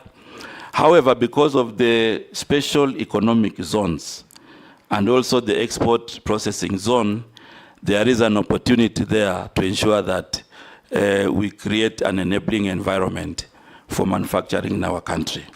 And maybe these are some of the things we will discuss as we go along. Speaker, maybe you could add one from Kenyan who is asking about those special economic zones, CS, that nominee that you have mentioned. A number of these special economic zones now are being seen as havens for tax evasion. And a number of people who are in those special economic zones are importing products apparently for use in the SEZs, but they dump them in the domestic economy. What are you going to do to stem, the Kenyan is asking, what will you do to stem the abuse of the SEZs as tax evasion havens? The action that I will take as the Minister for Trade is to ensure that all the manufacturers pay tax. So we'll use the institutions in the ministry to make sure that we enforce compliance.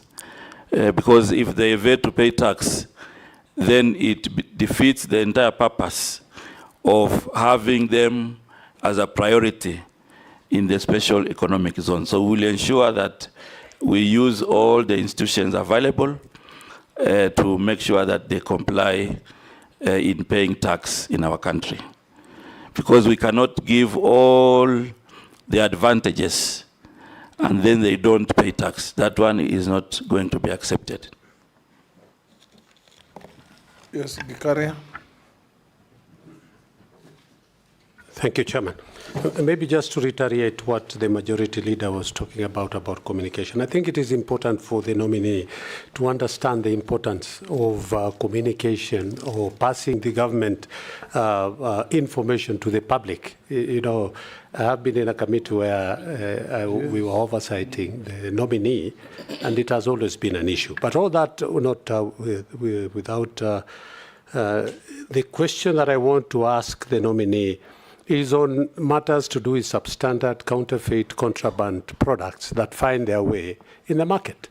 And what happens, which is the worst part, is that hustlers, a local mwananchi who hustles, goes to the bank, gets a loan of around 100,000 to buy goods that he doesn't know whether they are counterfeit or contraband, and that is why the police land all the time. Yet, these things are supposed to be stopped at the point of entry.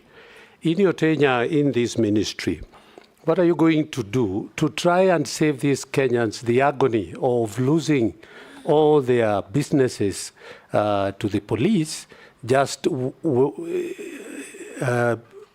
in fact, that would have been stopped at the point of entry. So what policy measures are you going to put in place to protect these Kenyans by stopping these counterfeits at that entry point? Thank you, Chairman. Thank you, Chairman. Very quickly, I think it would be important if this committee finds you suitable to hold that position and you're passed or approved by the National Assembly, to have a candid conversation and a sit down with the manufacturers. Not just the normal conference, but have a conversation with them on what the issues are. Because we've left it to ourselves to decide it is the taxes, others think it is electricity, other things. Let us hear from them what their real issues are as you come up with the policies. Because if it's about taxes, others think that some manufacturers are favored. When we see exempts, we can almost tell which manufacturer is being favored. And so we want all manufacturers to feel that the country and you and the nation is actually serving them. But quickly to my question, direct question, what measures will you take to harness the entrepreneurial skills of our young people who have a strong focus on digital technology? We keep telling our graduates they are no longer, we don't have enough formal jobs, they should get into entrepreneurship, businesses, but what are we doing, or what will you do to see to it that we harness it and not just telling them there are no white-collar jobs?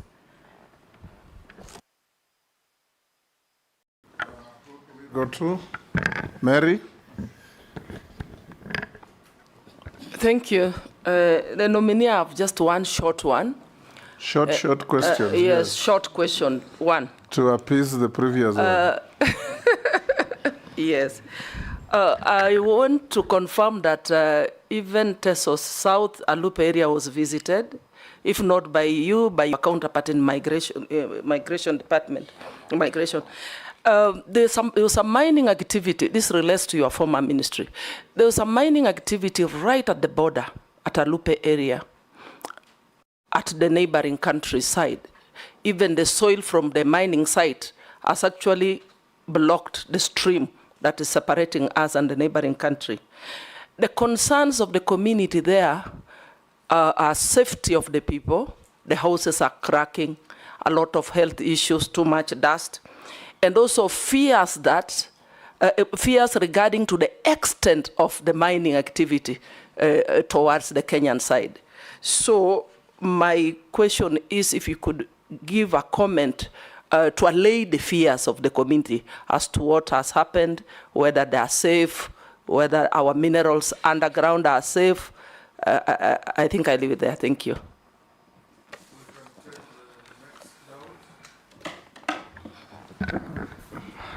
Thank you, Mr. Speaker. To the nominee, Honorable Mvurya. How are you going to, everybody is talking about industries and the big people. How are you going to talk about assisting the small person who is on the street in terms of regulations, in terms of markets for them, small places where they can do business, and regulations?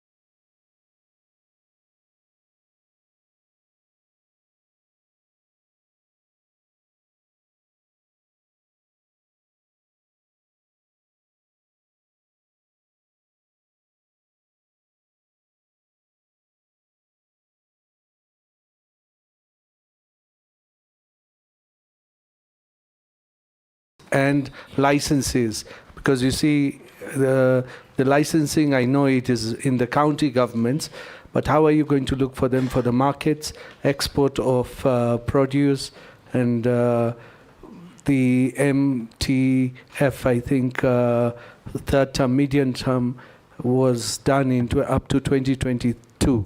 Are you looking at doing the medium term 4 while you are if you are chosen for this ministry? Nominee, you can answer those from Gikaria, Naisula, Mary, and Dawood. Short questions.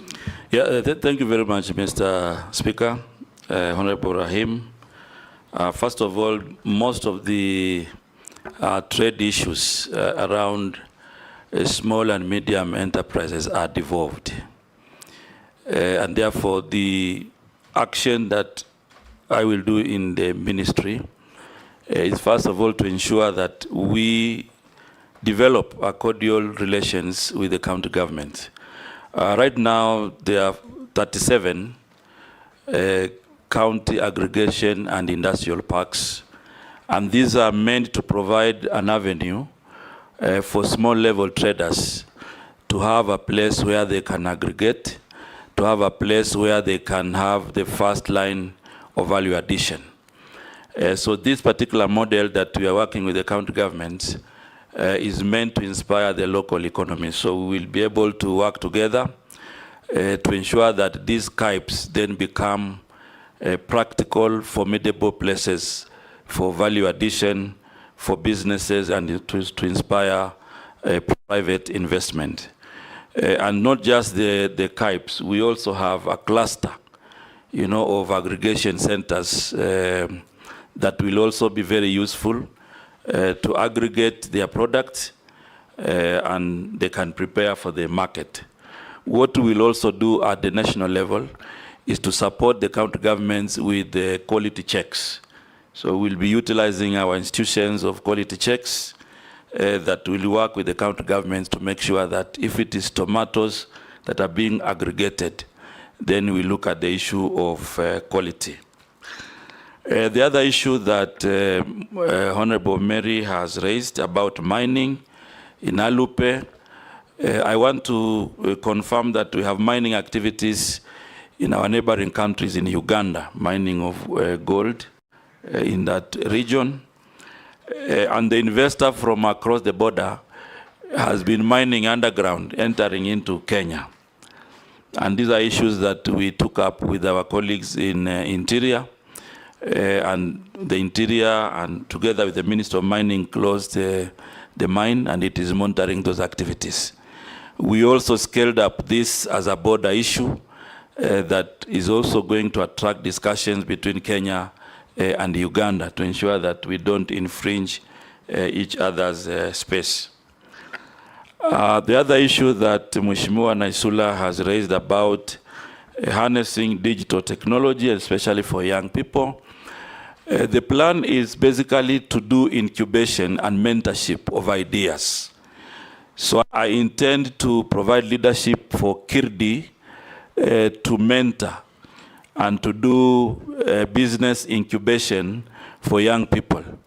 In addition to that, we'll be able to develop an industrialization fund, which is going to help young entrepreneurs to be able now to advance their business ideas.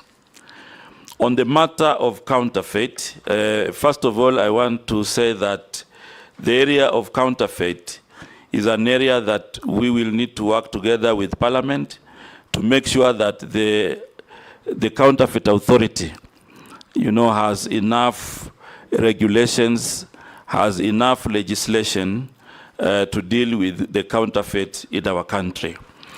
In addition to that, we will introduce a counterfeit integrated management system that is going to be introducing efficiency in identifying counterfeit and contraband goods.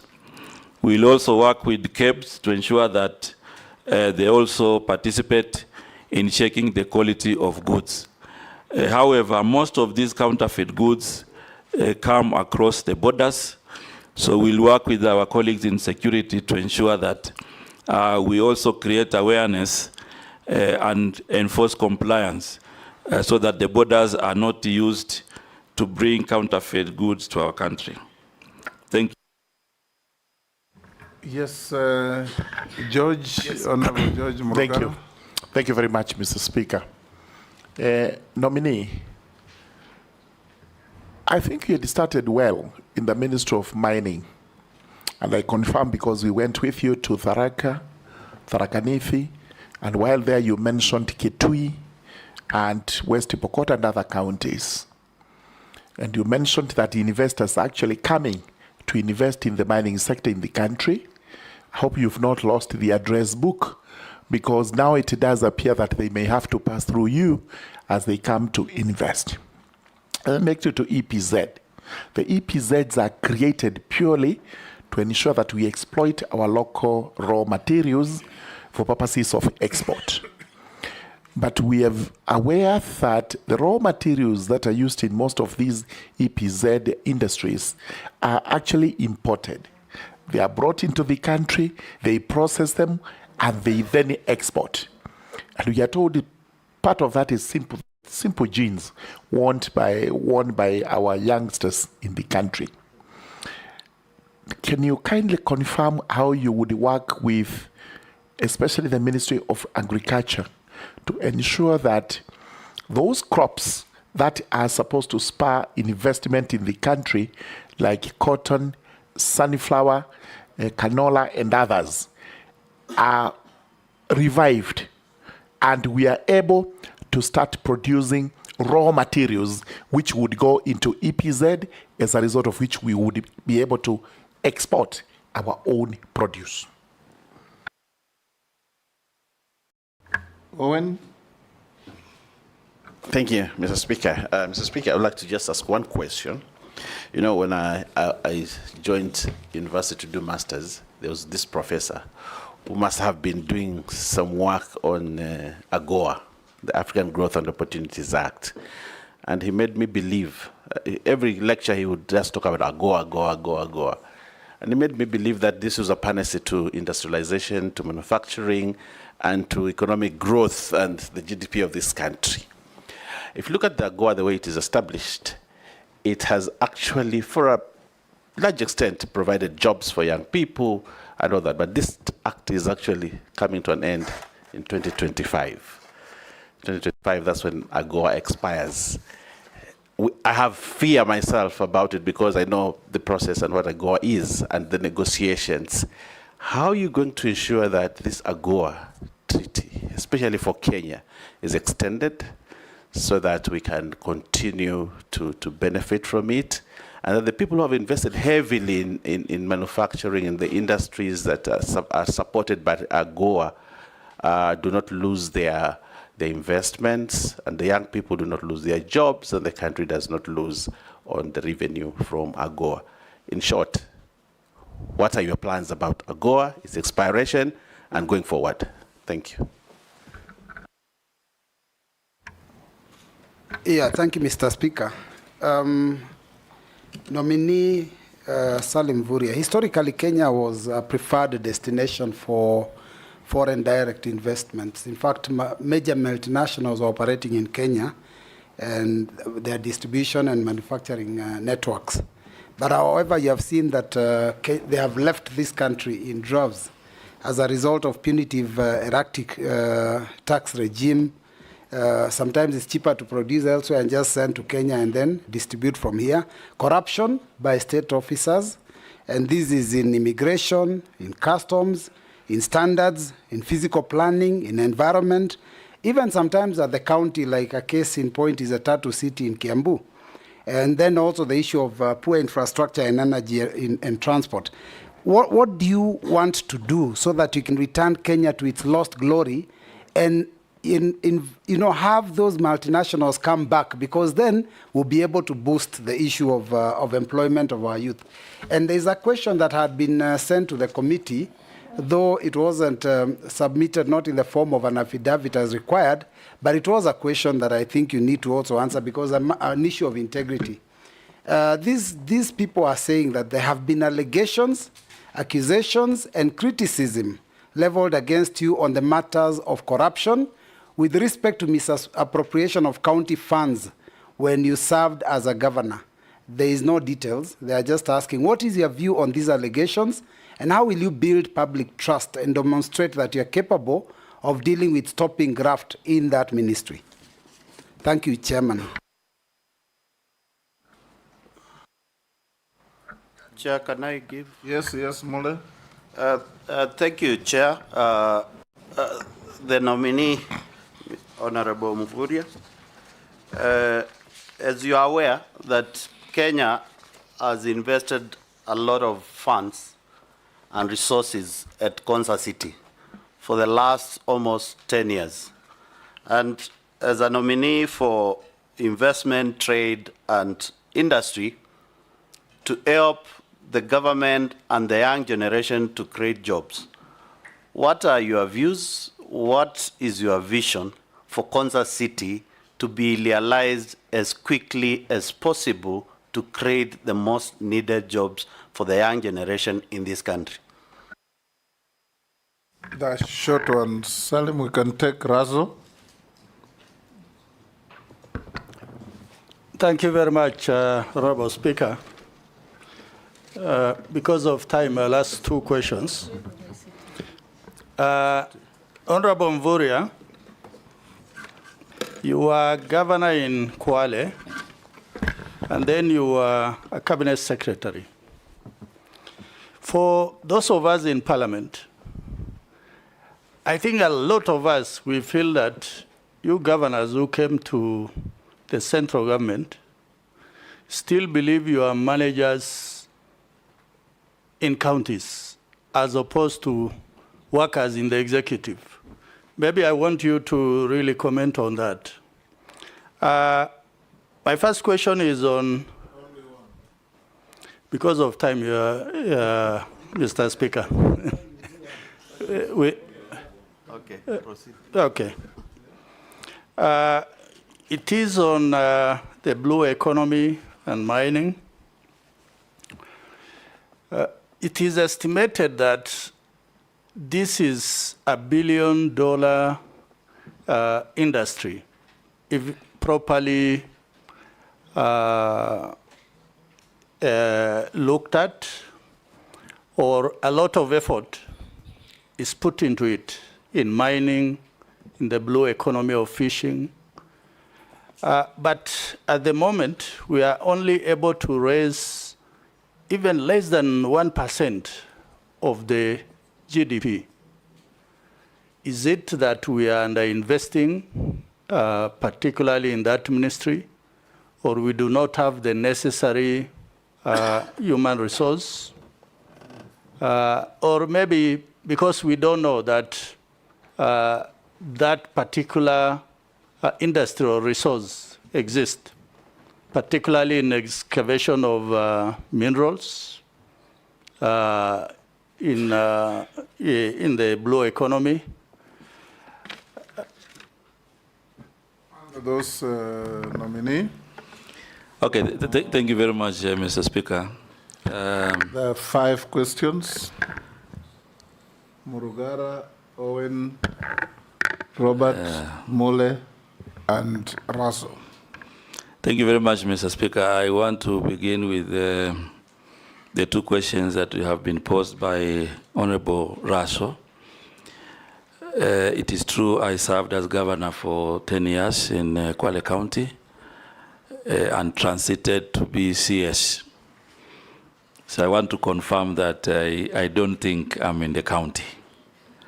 I hold the national executive in high esteem, and I act within the mandate at the national level. So, and I want to speak also for some of my colleagues who have served together in cabinet. Speak for yourself. Because he said, you governors. You know, I want to confirm that that transition has happened, and it is now a national responsibility. In any case, it was a comment. It was not a question. Oh, I thought it was a question. Yes. The other thing about now the multi-billion sector in mining and blue economy, it is true it is a multi-billion sector. However, it is not a sector you go in and you get the multi-billion. you have to invest. And the first investment, for example, in mining is you have to invest in data. If you expect to reap revenues, then you need, first of all, to invest in data. And that is why it is critical to mention to this House that exploration going forward, government should invest a lot in exploration. So that when you now have discovered coltan, the government is the one saying we have coltan, it has this economic value. Then now you move to investment. But when you have minerals as part of occurrences, you cannot reap the billions. And I give you an example, Mheshimiwa. The little actions that we took in the ministry to just reform licensing and the basic data. Right now, the investments in mining this year will be 221 billion. The investments I mentioned earlier, there's one in Kajiado, clinkerization, 60 billion. So if you combine, you get 221. But it is a sector you have to invest first. Invest in licensing, invest in mapping, because you don't expect an investor to come and do prospecting. Then the government is the one reaping the billions. You need to put some money for that. On a point of order, Speaker. Secondly, on a point of order, Speaker, just yes. on that point. Yeah. Because, Honorable Speaker, some of us have been here for some time, and I believe that's why probably Honorable Raso is asking that question, because data is available. CS. We spent not less than, if I remember, not less than 9 or 11 billion facilitating the National Intelligence Service to do a geophysical survey of all our mineral deposits. Are you then telling the country that this data is not available to the government or to the ministry? I know that was in the last regime, but government operates in perpetuity. And therefore, if that data, and we spend public resources on it, and I say that because I was the chairman of the Budget and Appropriations Committee when we allocated the first 5 billion shillings for that geophysical survey. That money was under the Ministry of Mining. It was moved to the National Intelligence Service with the justification or pretext that it was very sensitive data. Are you telling us now that that data that you were told was sensitive is not available at the ministry or with government? It disappeared with the other regime. Okay. And could that be the reason why there are people who settled on mineral deposits somewhere in, you know where? I may not answer. In Transmara. I may not answer on the settlements, Mr. Speaker. I may not answer the settlements. But what I want to say is that that geo survey gave us what we call mineral occurrences, and there are 970 across the country. Mineral occurrences are indications. Like now, if you fly the plane in Tharaka, for example, they will show you, some basic information on iron ore, on lithium, and something like that. Once you do the occurrences, you need to come back and do a process we call ground truthing. Ground truthing now is the actual drilling of saying that in this area there are some minerals, coltan in Nachola, for example, in Samburu. Then ground truthing, you go back and now reconfirm. And now ascertain, is this of economic value or is something that is just for superficial? So that is the process that requires another investment. The good thing is that before I left, we have done 24 counties, and I think the technical team is reviewing data. So once you have that information, that is specific. You can now tell an investor, in Kenya, we have coltan in Darawe, in Alale, in West Pokot, of this value. Now, that is the kind of information, Mheshimiwa, that we need to invest in. The second thing, the question also had blue economy. It is the same way with blue economy also. It is multi-billion, but it is not but multi-billion on arrival. It is multi-billion on your initial investment. For example, if you go to the Indian Ocean, there's a process that has to be done. You know, you need to do stock taking, stock taking of the fish in the Indian Ocean, so that when you are negotiating also with investors, have an idea of what is there. The Indian Ocean and Lake Victoria are highly occupied also by settlements, especially Indian Ocean, you have beaches and whatever. You need also to do marine spatial plan so that you can identify areas where you can put small pots. You can identify areas where you can put different investments. That is an investment you need to put initially before you begin now to reap the multi-billion. But I want to confirm that as a country, we are now on the right trajectory. That will be achieved with time. Now I go to the other question. The other question by Mheshimiwa Mule about Konza Technopolis. This is really a gem for young people because this is a city which is going to host the digital ideas for our country. And in terms of management, the Minister of ICT is leading this special economic zone. Just like any other economic zones, the challenge is the infrastructure, the horizontal infrastructure. Already there has been discussion with the government of South Korea, and they have committed to help us in putting the infrastructure in Konza. So once the infrastructure is put in place, then we will have a good environment. Point of order, Chair. Chair, so that I can help the CS nominee, already the horizontal infrastructure in Konza City is done. What is being required right now is to pull investors to come and put up the factories.